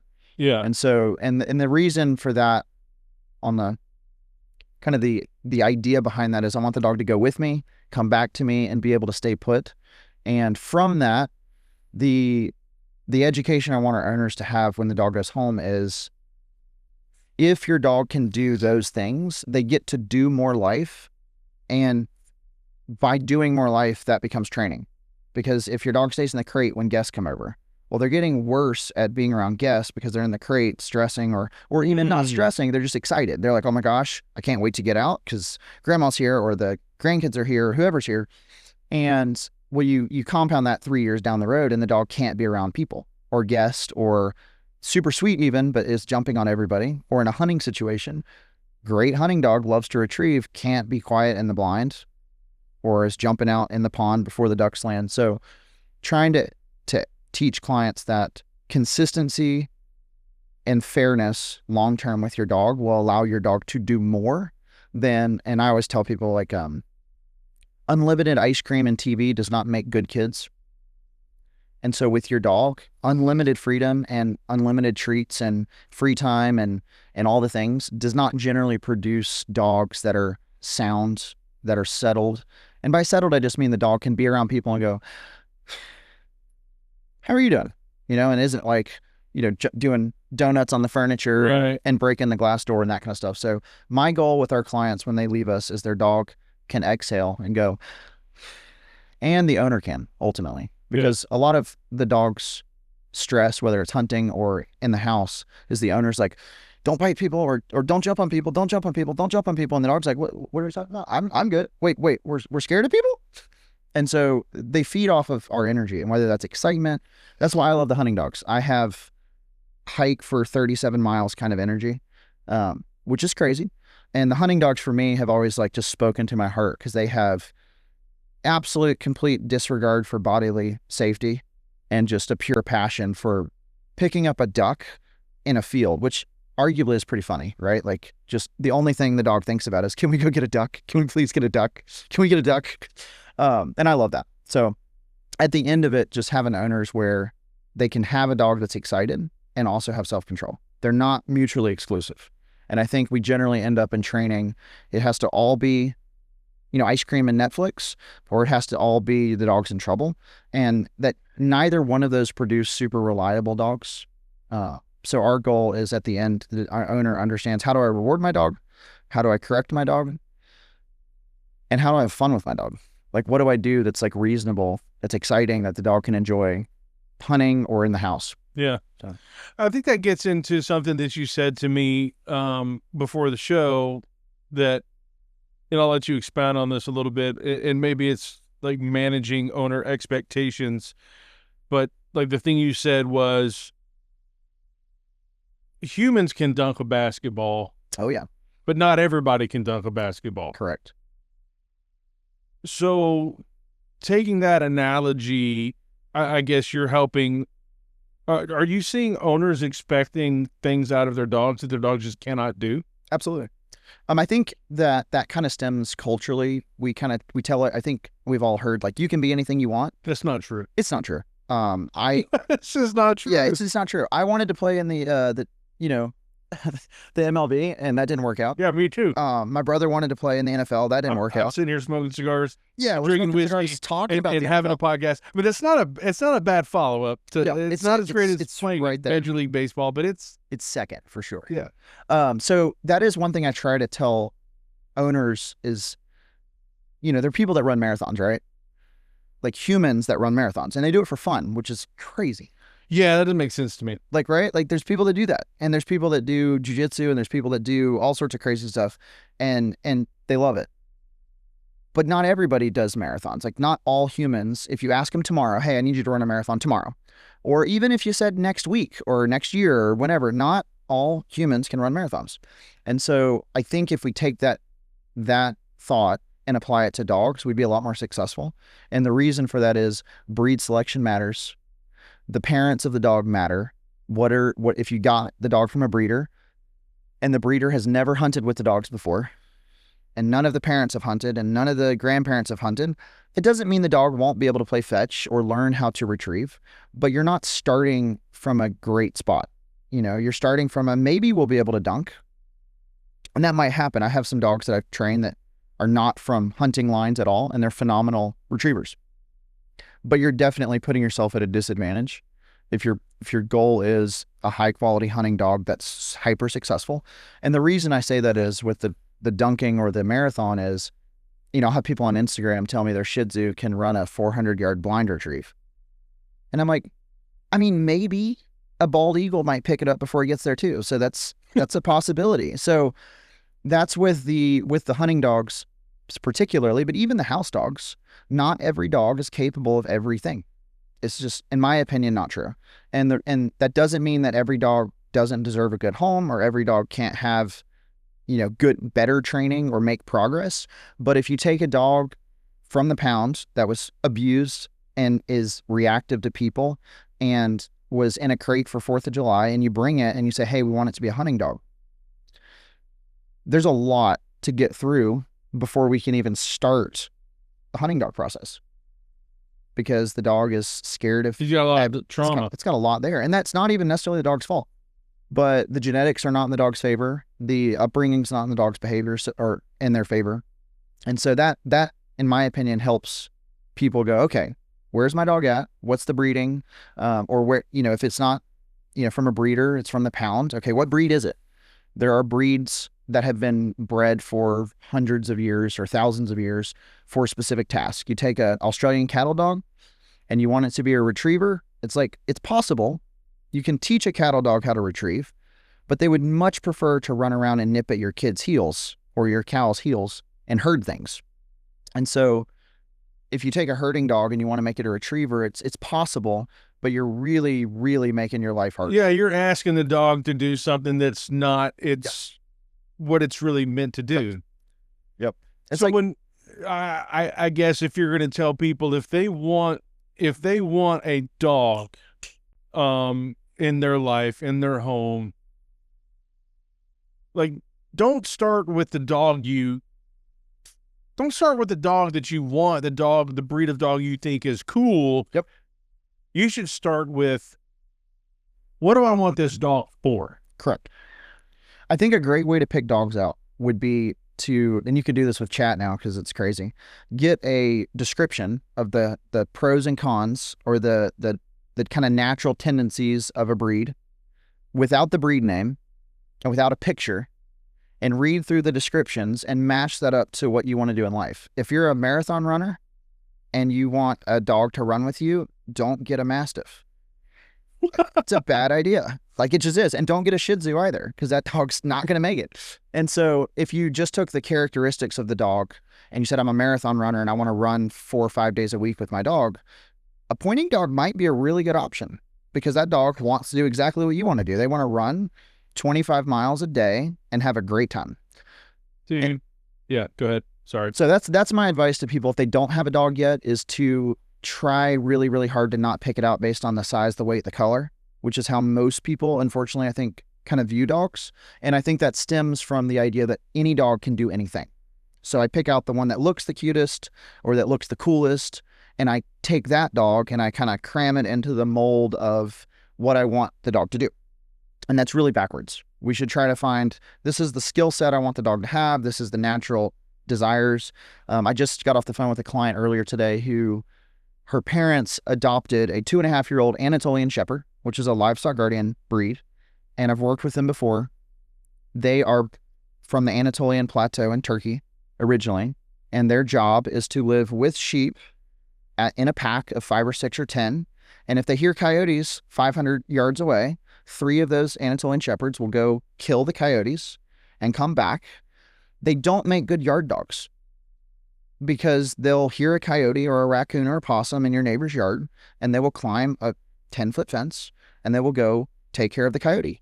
And then they'll come back. But the downside is in, Easley, South Carolina, there's 400 roads between that dog and the coyote he's chasing. And so there's a lot of bad situations for that dog to get into, or they get lost or they get picked up by somebody. And so that is a great example of someone adopting a dog out of a really good heart of wanting to give the dog a good home and putting themselves in a situation where the dog is way more than they were expecting. And Anatolian Shepherds are bred to be very independent thinkers, kind of like pointing dogs, make up their own mind, make decisions. And then you take that dog and you say, I want it to be a retrieving HRCH champion. It's like, what's HRCH? So it's a hunter retriever champion. So okay. The UKC. So it's not quite the Super Bowl for labs, but it's a very proficient retriever. That Anatolian Shepherd is never going to do that. Okay. So we have this hunter retriever champion. Yep. I guess, like you said, this is an event. Yes. What's the grading system? So the grading system for all of the hunt tests, they have different levels. So they have started, seasoned, and finished in the HRCH, and that's under UKC, so the United Kennel Club. And the grading system for started is the dog does not have to be mechanically steady. So you can hold the dog by the collar, and they're going to throw a duck at, I think the maximum is 75 yards away, and they're going to blank pistol. So the dog has to be, steady, or they can't be scared of gunfire. They can't run away, and they have to bring the duck back to within 1 step of you. So it's a puppy test, really. It's like the dog likes to retrieve. It will go run, get the bird, and come back. But there's no steadiness requirement for the dog. So it's really just it's a puppy test. It's a somewhat of a natural ability test mixed with a little bit of training. The second level is seasons, which is going to be, that's the beginning of like a solid hunting dog. So the dog has to be mechanically steady. And by mechanically steady, I mean the dog has to choose to be steady with no e-collar, no flat collar, no training aids. You can have a whistle. And the setup typically looks something like you're going to heel the dog to what we call a holding blind. And it's just a stationary, kind of usually 3 or 4 stakes with like a camouflage tarp over it. And the dog has to be in the holding blinds, kind of in a queue of multiple dogs. And that's where a lot of dogs struggle because they're hearing the test in front of them happen, the gunfire, the shots. They all want to go. They all want to go, but it's practicing steadiness. It's like, hey, it's not your turn. And they're on the leash for that. And then eventually you heel up all the way through the holding blinds and it's your turn to go. And when you get up to the line, depending on the test, you're going to heel on leash to the mat. And then they're going to do what we call a double mark up to 150 yards. So they're going to throw a single bird at 150 yards. You're going to shoot a blank shotgun. You cannot hold the dog at this point. It has to choose to be steady. You're going to swing the shotgun typically at 90 degrees or so to your left or right, and they're going to throw a secondary bird. And so they're going to go and they call it the go bird, or the bird the dog goes on. They have to go retrieve that bird and come back. And then when they get back, the expectation is the dog delivers the bird to hand. It cannot drop it on the ground. It cannot chew it up. It cannot run away with it. You do not have an e-collar. You have a whistle. So when the dog gets back to heel, you take the bird from them. And then they have to remember the memory bird at that point, which again could be 150 yards. And that can be through a pond, out on the other side of the pond, up the field. I mean, it can be pretty far. And they have to go on that bird. You get one resend. So if you say, we typically release the dog by the name. So if I have River and I go, River, and I send him to go, and he's like, was I supposed to remember something? He hesitates. We can resend him once. If he doesn't go, we fail. They have to take a straight line to the bird. And I know it sounds kind of funny, but the long-term reason for that is if the dog runs around the whole edge of the pond, his sight picture of where that bird was marked is now really off. And so dogs that run a straighter line to the bird end up at the bird more often. And so if we have like the edge of a pond here and the bird got thrown out here, the dog has to swim a straight line to the bird, pick it up. He can't get out on the dam and run back. He's got to swim back. Yeah. So at seasoned, they're a little bit more lenient with that. The dog has to go to the bird straight, and they can kind of what we call cheat. They can cheat the bank and run back at seasoned, and it's passable. You're not going to get 10s, but it's passable. And then when they get back, when they're about halfway back on that second bird, and again, sometimes it's the first bird, they'll throw what they call a diversion bird, which is, again, to simulate a hunting situation. The dog's halfway back from a retrieve.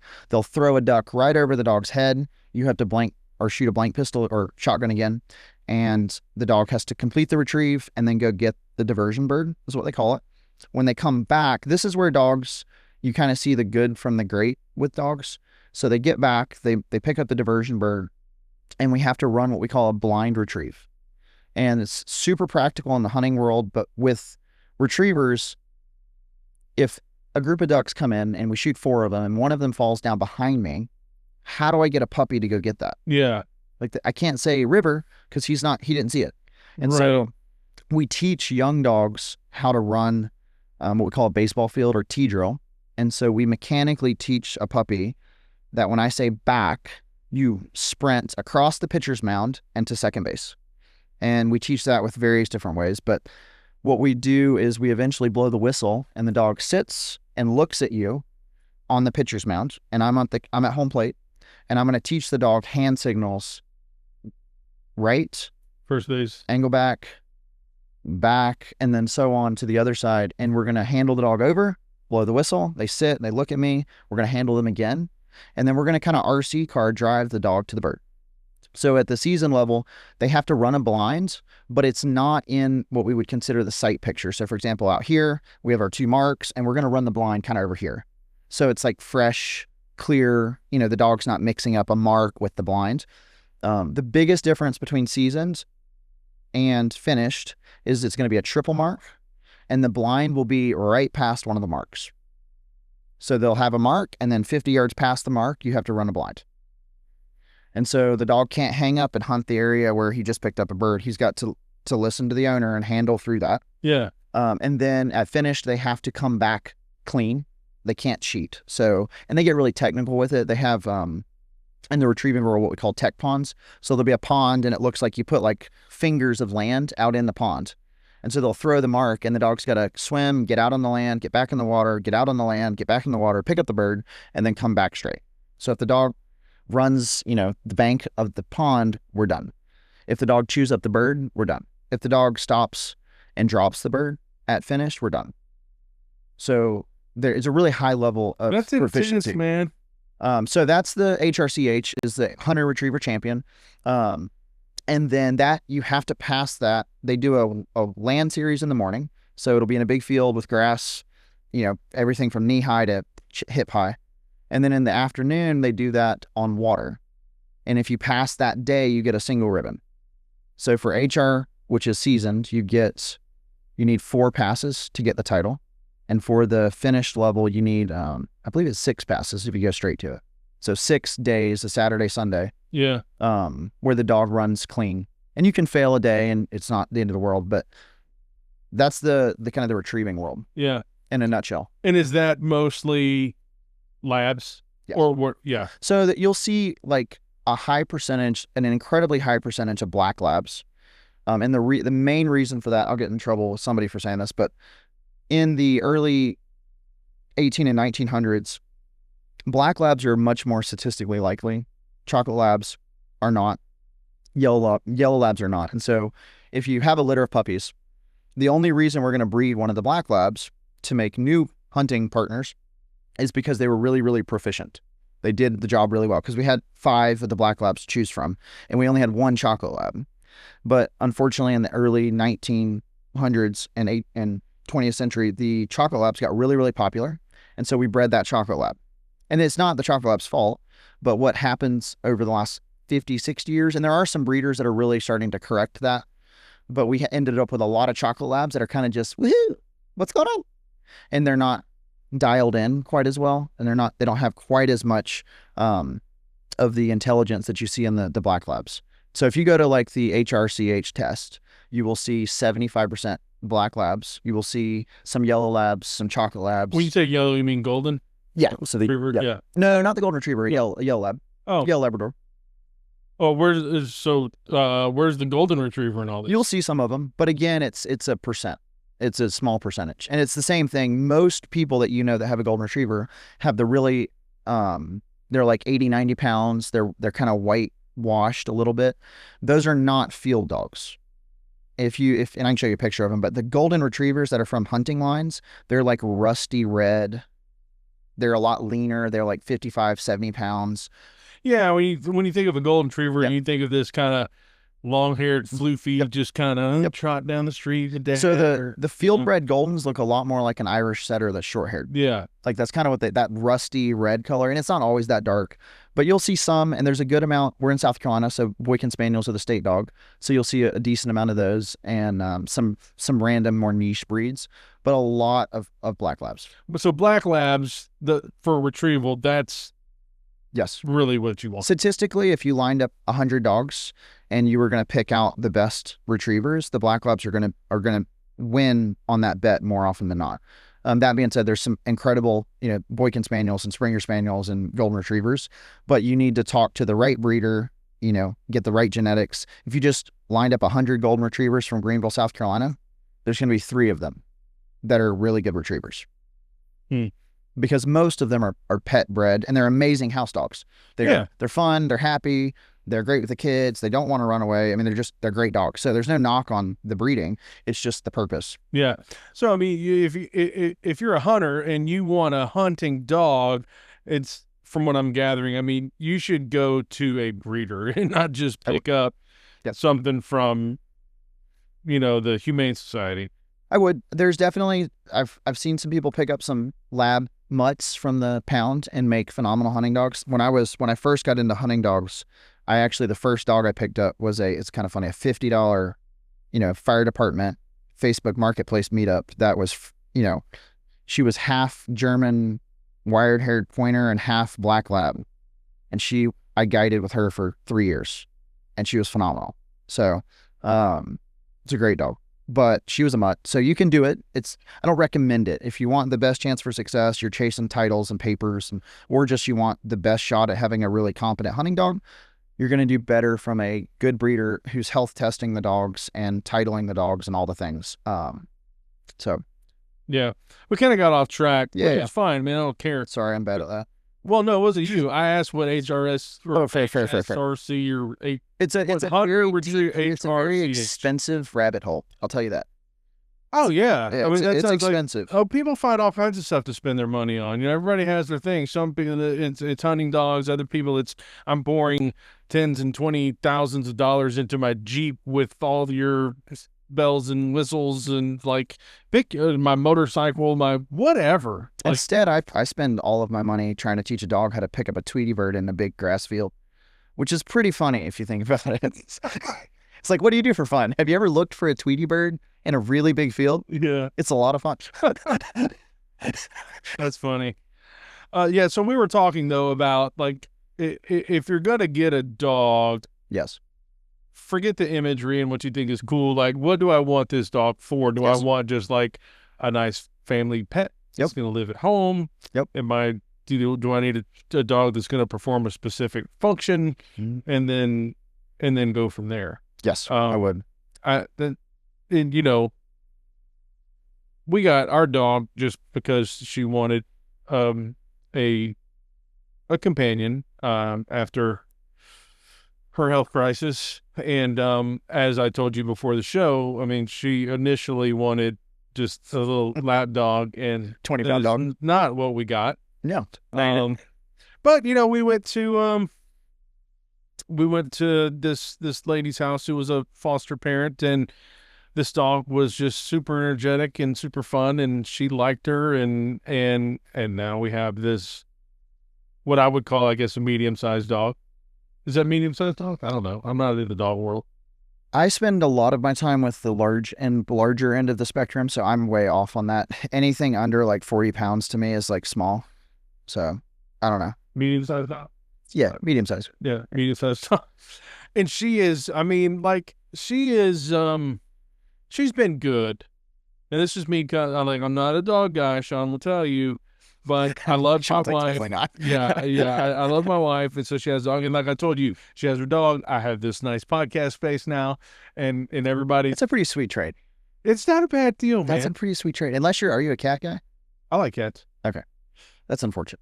Well, all right. I'm gonna. No, that's it's funny though. Like, well, but cats are like, do you want an animal that like loves you sometimes? Yeah. That's a cat. Yeah. It's like a roommate, but just don't ask me to do the dishes. I'm good with that. Like, they're not even happy when you get home. I don't need that. Fair enough. Like, if they want to hang out, they're fine. We can hang out. If they don't, I don't care. And like, I don't have to, after I do everything I need to do as an adult, and take care of my wife and take care of my kids and work and record the podcast. Like, I don't want to have to walk a dog. I don't want to have to give you attention. I don't have the time and the energy for that. I don't want to pick up your crap from my yard. I don't want to have to do these things. Like, at least with a cat, I mean, I have to scoop the litter, but it's all here in this one space, and I can do it and it's done. And like, if I want to go on vacation, I don't need a person like you. I just put out extra food and water, and I'm going. They are pretty self-sufficient. They are very self-sufficient. And so for me, if I want a pet, they're like the most low maintenance. They don't need me. That's fair. And I'm fine. So that's why I like cats. It's okay. Yeah. I don't know. I guess we're finished now. And show's over. Is it over? No, it's not over. Unless you want it to be over. No, I'm good. I think I was traumatized by cats as a kid. How so?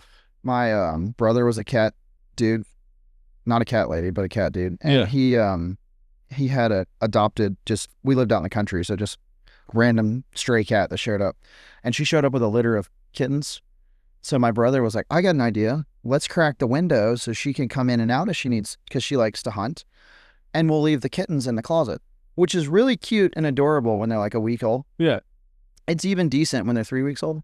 But right about the time they're like 5 weeks old, and mom is bringing like a live squirrel in the living room or in the room at 3 in the morning, and like dropping it off, and it's running laps in the bedroom, and the cats are chasing it, and you're getting woken up to a squirrel in the sheets, Yeah. or a baby rabbit. It's not fun. Yeah. So I think I have a little bit of a bias against cats because I just like. That's funny. I had the top bunk though, so I survived. Yeah. Well, my story for a dog, the first dog I ever got as an adult was I was living in California, and my kids wanted a dog, so my former spouse and I decided to get a dog. And by the way, back then I still had the same opinion. I don't have the energy. I'm a dad, I'm a father, I'm working my job, and I just don't want to expend the energy. Not really a dog person. And we don't know anything about dogs. So what did we buy? Oh dear. A Weimaraner. And this awesome. freaking dog, like, was it like a really big one too? Because they're pretty big usually. Well, it got like the holes it dug in my backyard, and it chewed through the wires on my AC unit in the backyard, and it just tore everything up. And obviously now I understand this is a dog that needs a lot of work and a lot of attention, and I'm not giving it to it. So it's got to expend that energy somewhere. Yep. AC wires. AC wires. That's pretty funny. Yeah. And so, like, I'm just not a dog guy. Now, I will say this. Like, if I was into hunting. It's hard to get a good hunting cat. Yeah. I mean, and I like hunting. I do. I would love to go hunting. It's just, again, like I said, time and money. But if I was a serious bird hunter, and I would be the guy that's inclined to even train my dog to hunt. And when it gets home, it can be an outside dog and stay in the kennel. It's not a house dog. Yep. And I don't have to worry about the manners at home. Yep. That would be my ideal situation. Or good way to do it. Yeah. I thought if I ever had the dog that I wanted, and I don't want it, but if I did want it. Hypothetically speaking. Not that you would say that out loud. If I did want it, I would get a Great Dane, and I would name him Hightower. That's fair.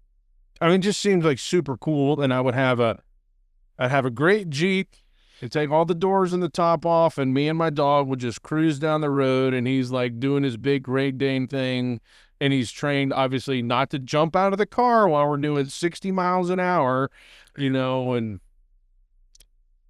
that's a lot of dog though.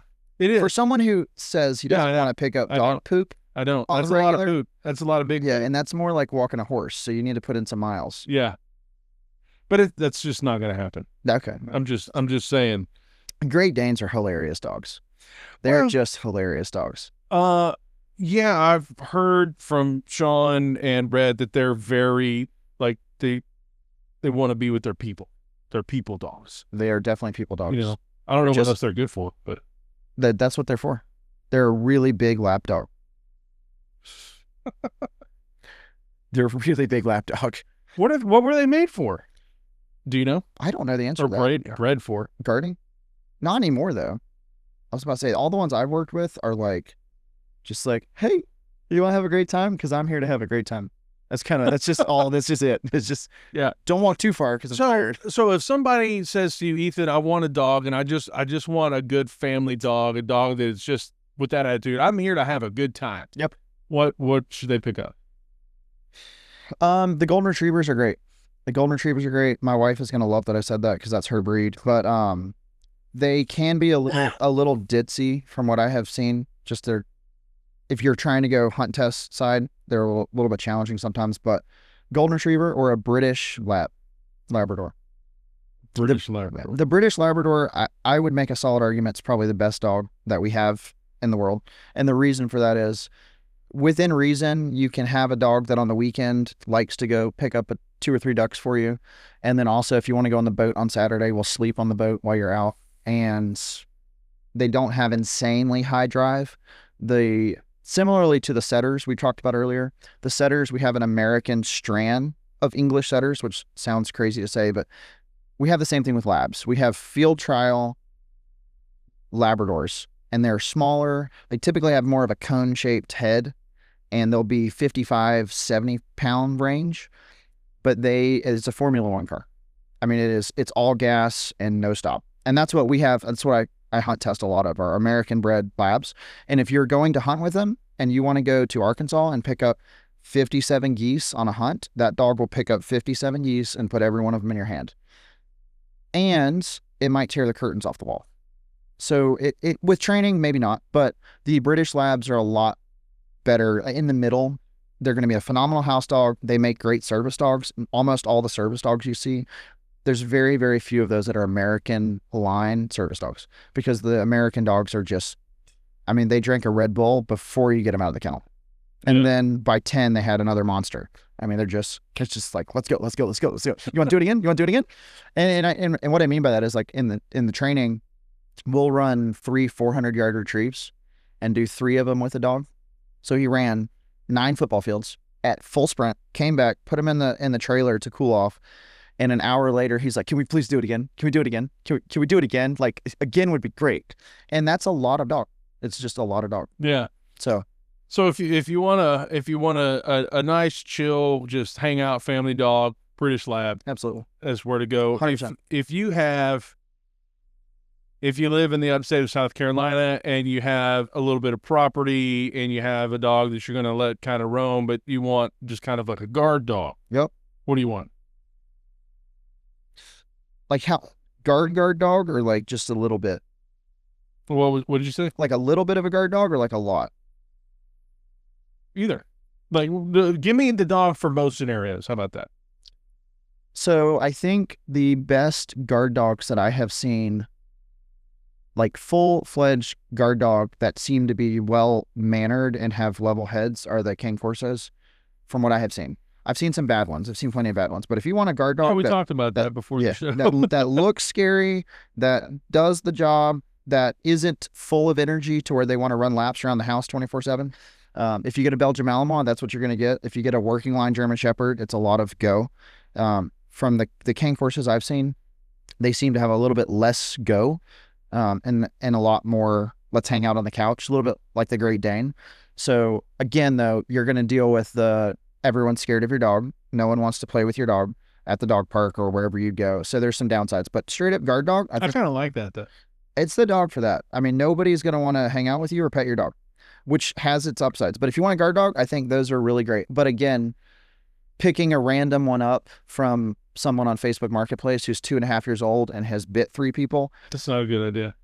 For the right person who's willing to invest in the training or train the dog themselves and has the skill set, it's a cool dog.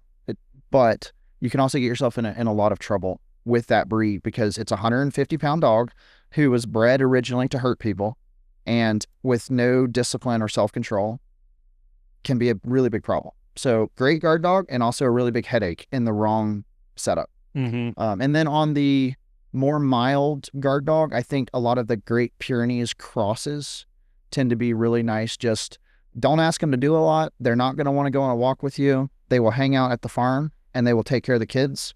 And if you have goats or sheep or horses or whatever, they're going to do great. But I've seen some, I'm not a big crosses person, but like Golden Retriever, Great Pyrenees crosses that are just like, hey, I'm here. I'm happy. It's a little bit of happiness from the Golden Retriever mixed with the like, I'm going to bark at night and patrol the property from the Great Pyrenees. But a pure blood Great Pyrenees is going to lean a little bit more towards the standoffish with people, up at night, barking, walking around the property. So if better house dog, a mix of a Great Pyrenees, I feel like is decent. I don't know if you have any dogs that you're... Those are the two that I like the most for those purposes. But 90% of the time, what I see is people want a big, scary dog, and the expectation is the dog is going to be well-behaved and big and scary with no training. And they end up with a really big Doberman, great, or King Corso or working line Shepherd. And the dog is similar to the hunting dog. A working line German Shepherd they want to do. It doesn't matter what they want to do. And so if that dog doesn't get training and worked, they end up being a lot. Yeah. For most people. So I try to steer people away from those breeds unless their list of want to do involve running every day and training their dog a lot and working with their dog a lot and investing if they don't have the time in training.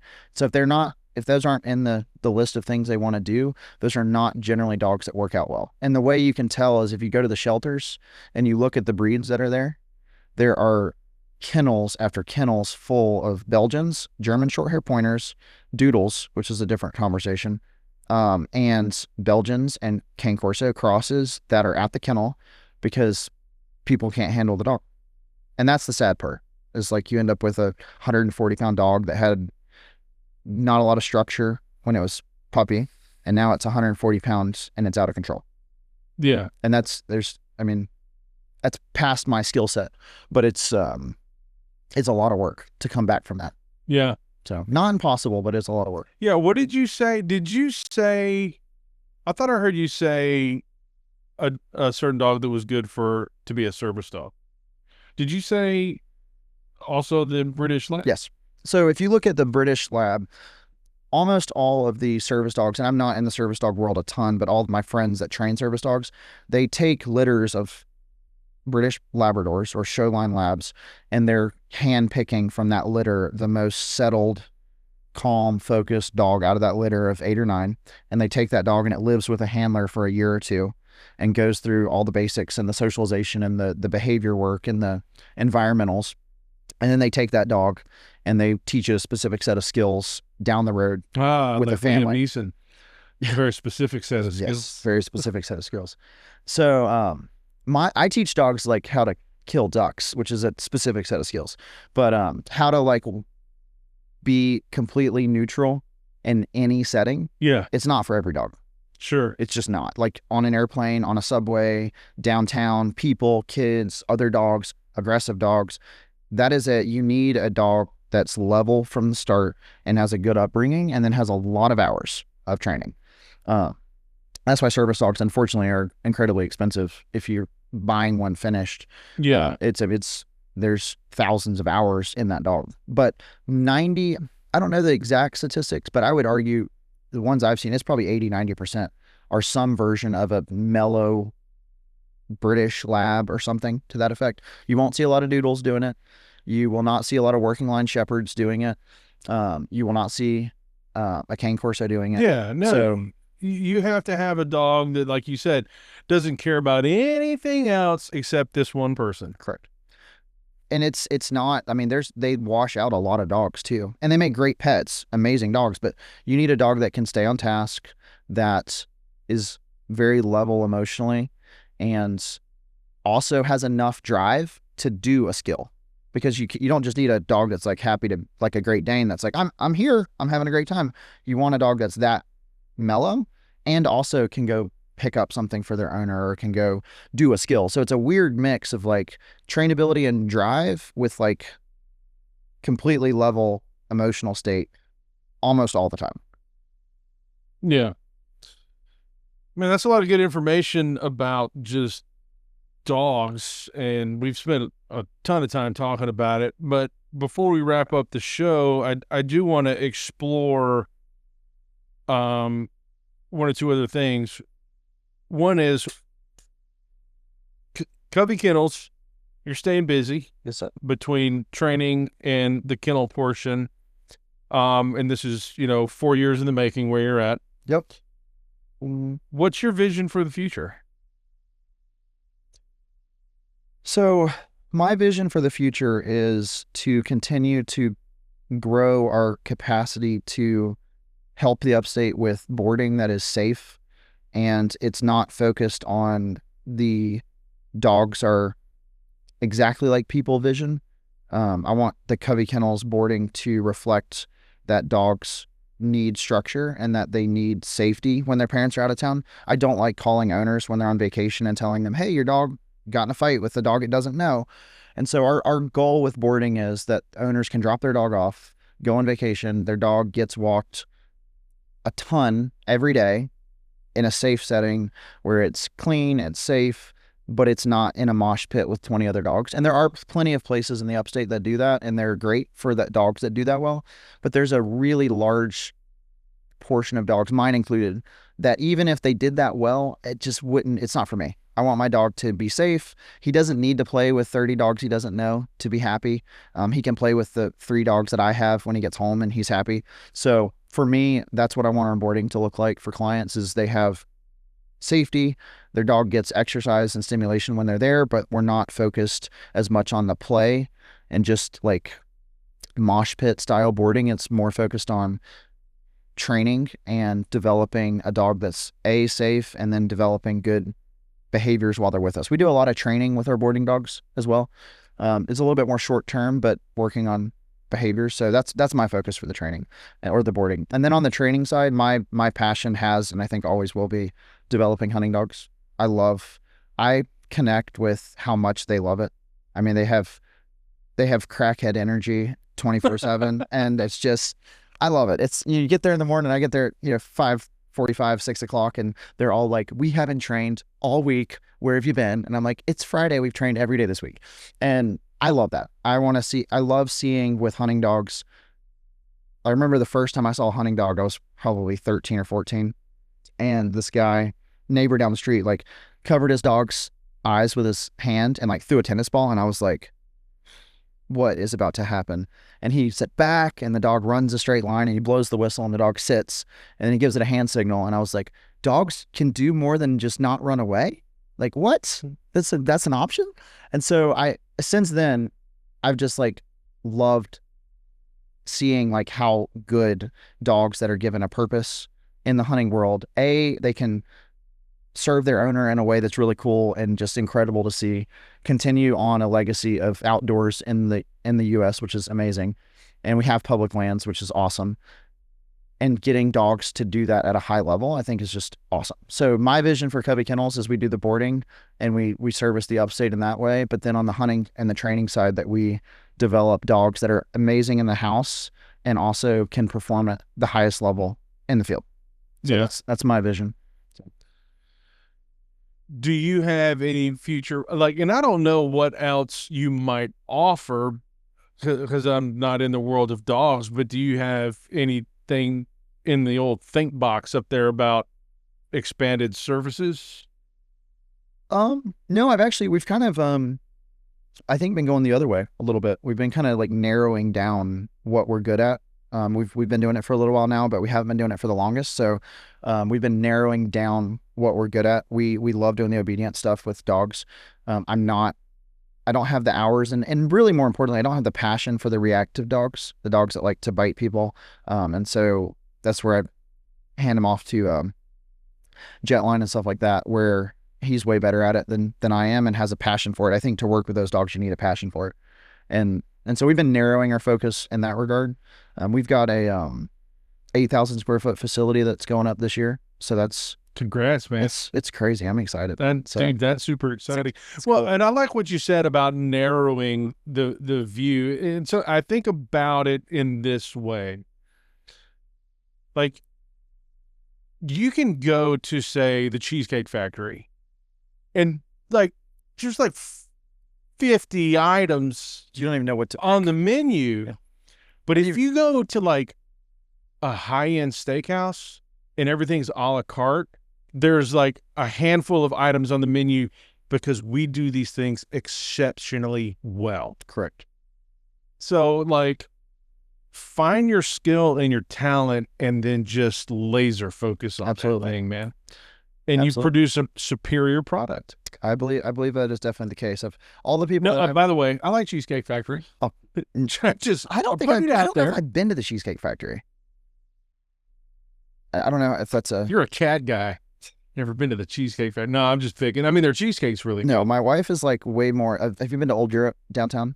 Yeah. That's her spot. That's the spot. Yeah, that's a good spot. Yeah, and that's a little bit more of like the 2 cheesecakes idea. They have like 2 cheesecake flavors. We do strawberry and plain. What do you want? Yeah. But it's good. No, that's good. You are a guy, and you mentioned it earlier. I don't remember how it came up, but you threw out jiu-jitsu. Yes. That's your thing. Or it's one of your things. You're into Brazilian jiu-jitsu. Too much. I am. Yeah? Yep. I'm not any good at it, but I like it. It's really, how long have you been doing it? 6 years now. Why do you like it? The best way I can describe jiu-jitsu to someone if they have not trained is it is like playing a chess game Oh yeah. with different pieces with another person with your body.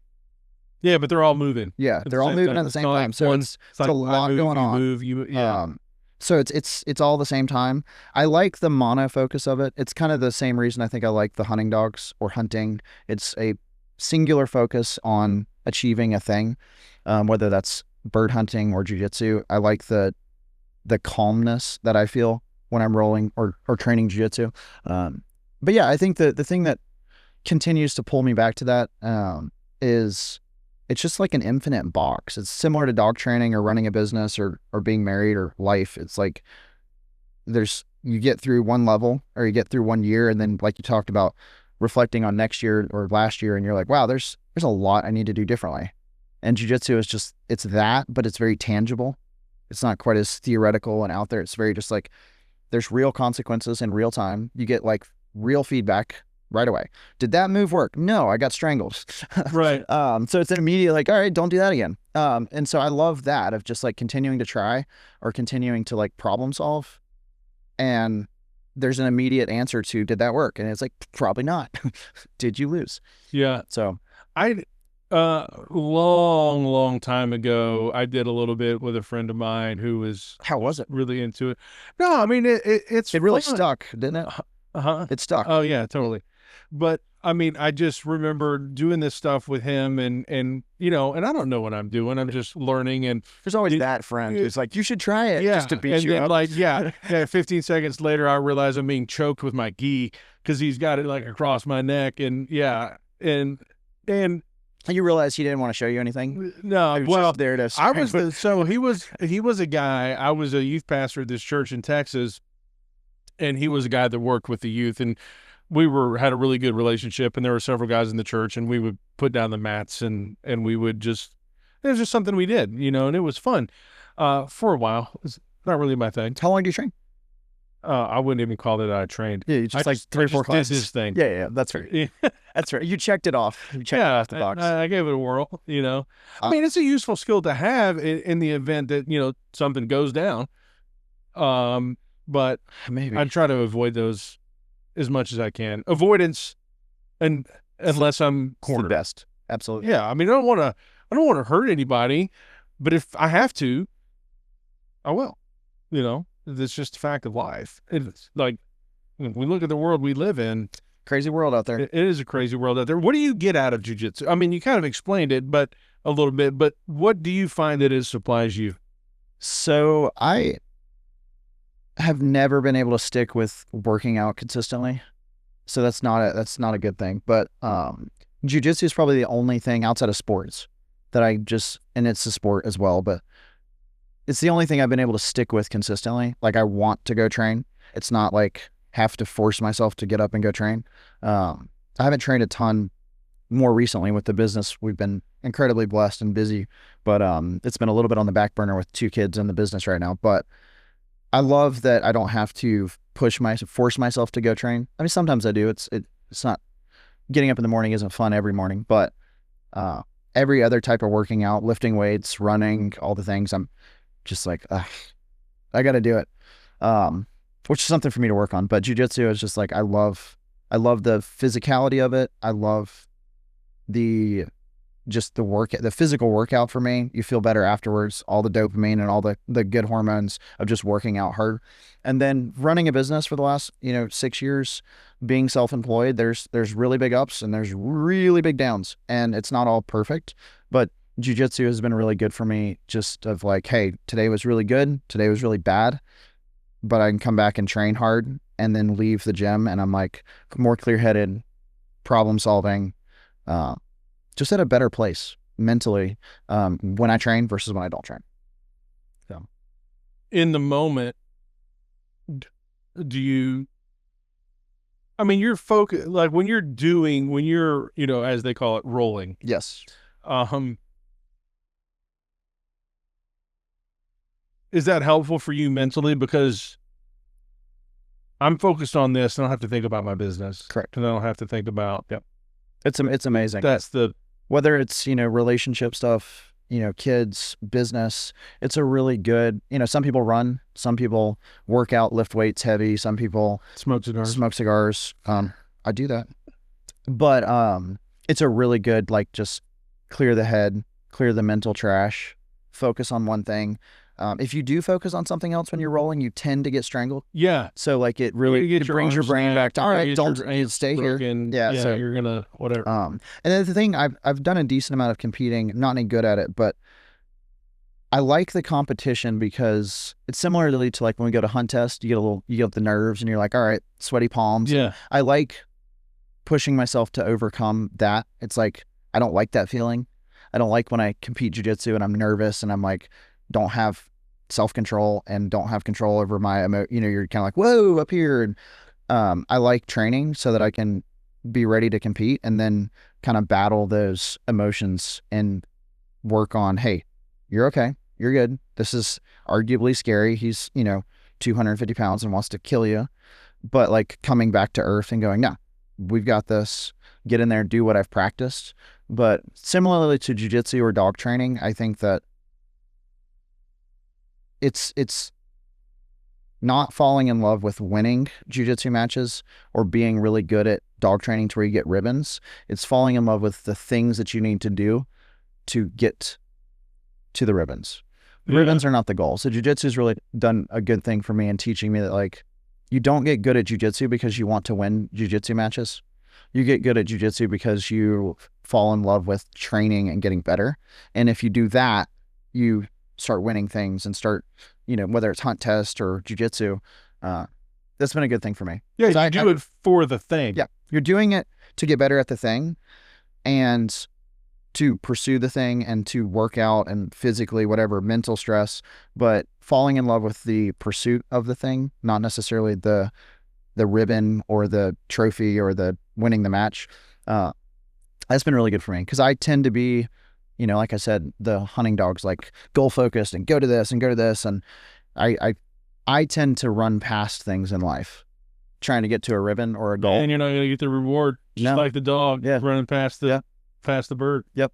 And so it definitely has been good for me to go, okay, like there's times when it's better to think through this, and jiu-jitsu is a really cool mixture of the stress of life because you have like a really real situation trying to attack you, and also you're not going to problem solve it by freaking out or by getting more stressed. You're going to deal with the situation by recognizing that you have an emotion of I'm afraid of this thing and working through that, as opposed to going like, I'm just going to run really fast that way, or I'm going to like freak out and like adrenaline dump and go as hard as I can. And then you realize like that doesn't work. Like I'm not going to muscle my way out of this position. And I feel like life is very similar to that. Yeah. You get into positions where like, if I work harder, if I do 70 hours this week, it'll be better next week. It's like, well, maybe, probably not. So if you do more of the same thing, there's no guarantee it's going to change. Right. So jiu-jitsu is very good at teaching you that. If you try harder at the same stupid move and you do it the same way with the same wrong technique, you get the same crappy result. Yeah. And so you have to change your action. You want a different thing on the other side, change the input. And jiu-jitsu is like crystal clear on that. Keep doing the same thing. You're like, why do I keep getting my guard passed? Or why do I keep getting strangled? It's like, well, you keep doing the same thing and it's tipping off your training partner or your competitor to like pass your guard this way. And if you keep doing that, your guard keeps getting passed. So I feel like it's really good for me in that way. It's like a mixture of really fast paced and really slow thinking. So, yeah. All right, man, last question. And we didn't really talk about, being a husband or a father, but, we talked a lot, and you are those things, kid on the way, jiu-jitsu, Covey Kennels, doing well, 8,000 square foot facility coming. It's crazy. I'm really excited. What does, I don't know, 15, 20, 25 years from now, what does success look like for you? What does it mean to you?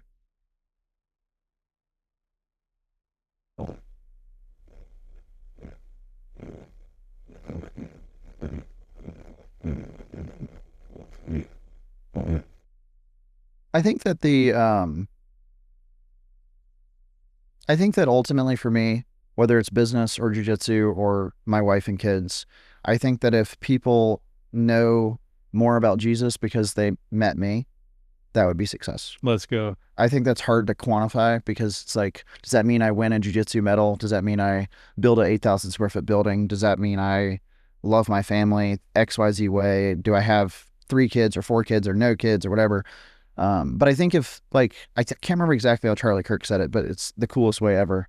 If like, if I live recklessly for my savior and people know of him because of me, I'm like, that would be success. Whatever that looks like, I'm not sure. I used to think that was being a fly fishing guide. And before that, I thought that was being a salesman. And before that, I thought that was the thing. And now the thing in front of me is dog training and doing it to the best of my ability and raising 3 kids and being a husband to my wife. But I think all of those things ultimately point back to that. So, yeah. Hopefully. So. No, I'm with you, man. I'm and I've talked about it many times in this podcast, but unashamed Christian, first and foremost. And that if nothing else happens in this life, it's that the people that know me, whether it's my family or my friends or whoever watches this show, whatever. Yep. That they knew I was a Christian and that I loved Christ and I did the way I handled and carried myself, honored him and pointed people in that direction. Yeah. That is the goal. That's the goal. I have no idea what it looks like, but that's the goal. Well, it's to Christ, man. Yep. It is to him. Like that Colossians 1, that in all things he might have the preeminence. I love that verse. It's a good verse. It's really cool. It's been a cool it's gonna be cool to look back in 25 years and like, every 5 years I look back and go, that was not what I expected those 5 years to look like.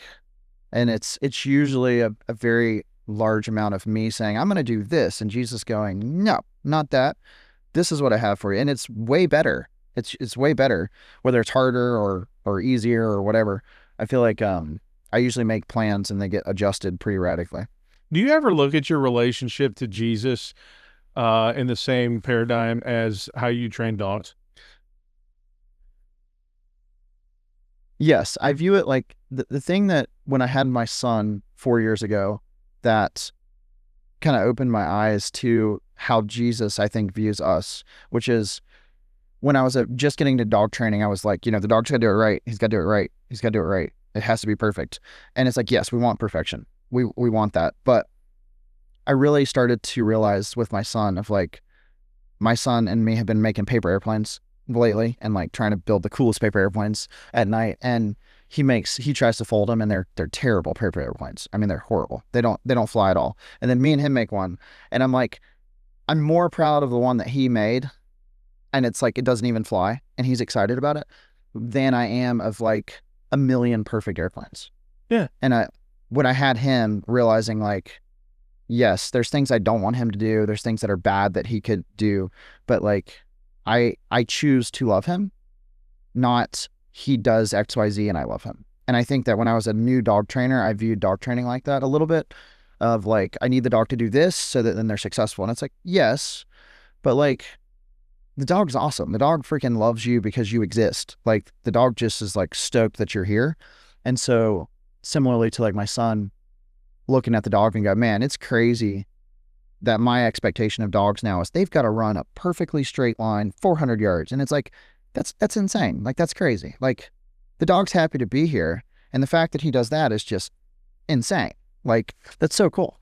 And so trying to ground myself, and I'm not perfect at it by any stretch, but like in the fact that the 8-year-old me, the 10-year-old me would have been like, I have a dog that comes back with the bumper. Like, it doesn't run away. And staying humble in that and going, yeah, that's how Jesus views, at least I think views us, of like, I choose to love him. I chose him. Yeah. Not he runs a perfect line or he runs a perfect business or he executed a perfect paper airplane, but like I chose him. Dude, that is it. That is the whole thing. And I've told this to my kids, like, yeah, I want obedience out of you. Yes. For the purpose of you understanding what is right and what is wrong. And when you're an adult, this will serve you well. Correct. But you you being obedient and doing the things I want, they don't make me love you more. And the things you do that are stupid, and when you're disobedient, they don't make me love you less. I love you solely on the fact that you're mine. Yep. You're mine. That's it. And that is when you get in that relationship with Jesus and he reaches you. You were the lost sheep and he left the 99 and he found you in the wilderness, and you receive him and he takes you as his child. He chose you. And there's an abundant amount of grace there. I mean, one of my favorite verses, I have a lot of favorite verses, by the way. Nothing wrong with that. Dude, my wife always makes fun of me because I talk about how many favorite verses. I was going to say, this is like your fourth favorite verse. Dude, my favorite verse is in Romans 5, where it says, "But the law entered that the offense might abound, but where sin abounded, grace did much more abound." There is... I've got a lot of the first part of that. Oh, yeah, I have a lot of sin, but God has a lot more grace than I have sin. And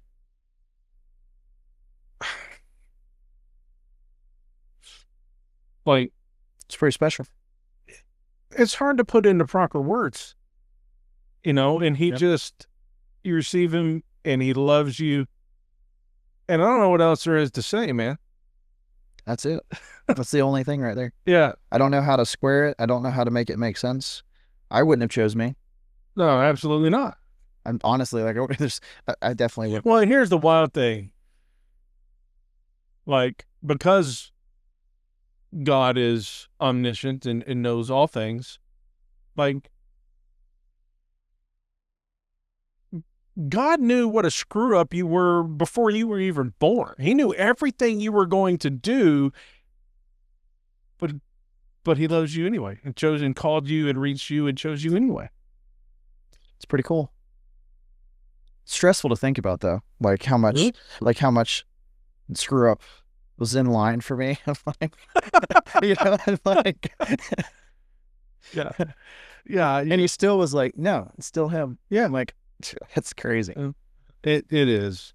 God is good. He's so very kind and gracious. The righteous runneth. The name of the Lord is a strong tower. The righteous runneth to it, and it's safe. There's a lot of, I don't know, man. We could spend a lot of time on this, but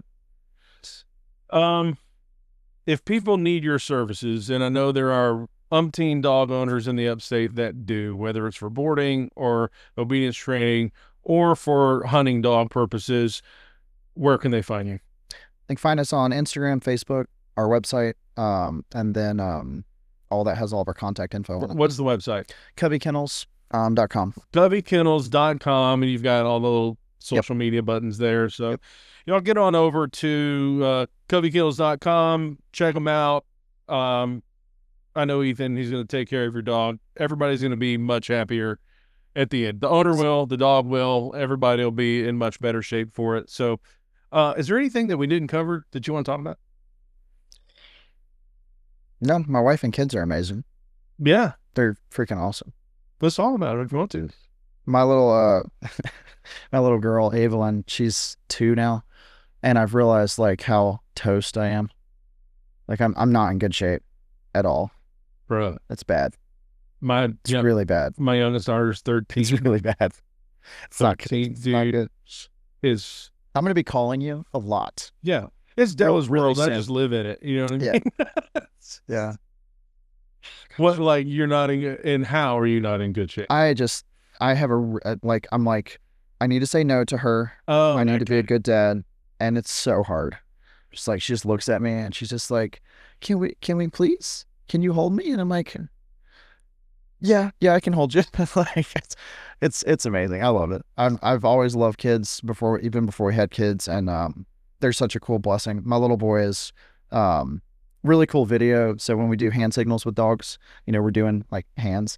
And my wife sent me a video. I was actually at a hunt test in Eastern Virginia like 2 months ago, and she sent me this video. And this is like really humbling and also terrifying of like kids. My 2 little kids are in the living room, and they have, I don't even know if it was like tennis ball or a toy. And Leif, my son, is acting like a dog, and Evelyn is right beside him, and she throws the tennis ball, and then she goes back to give him hand signals. Sinking in. Yes. Man. And he like runs across the floor like a little doggy, and then picks up the tennis ball with his mouth, and then runs back to her, and she's like, dead bird. I'm like, it was, I don't know. And then they switched and they did it the other way. And I was like, it was so, I don't know, it was so cool to just be like, wow, like dog training is so unimportant in the big grand scale of everything, but to see like how much they watch is like terrifying and humbling and like, wow, okay. I don't think that any man or woman, whether it's boy to father or girl to mother, I don't really think that any of us, now that we are grown at my age or your age, would say, yep, there was this defining moment in time when my dad sat me down and said, okay, son, I'm going to teach you how to be a man, and these are the things you need to know. No, that comes by all those years of adolescence in observing your father. Yep. Or your mother. Yep. So yeah, your children are like, talk about the government big brother. They got nothing on the kids, man. They're watching everything. Like watching everything you do. But as far as your 2-year-old, yeah, just 2.5, yeah. I don't think you're in bad shape, man. That's awesome. I'm excited about it. She's so cool. No, but just from a different point of view, and there will be, like, as a dad, you will get to those points where, yeah, there will be the discipline and there will be the correction. However, my personal point of view is,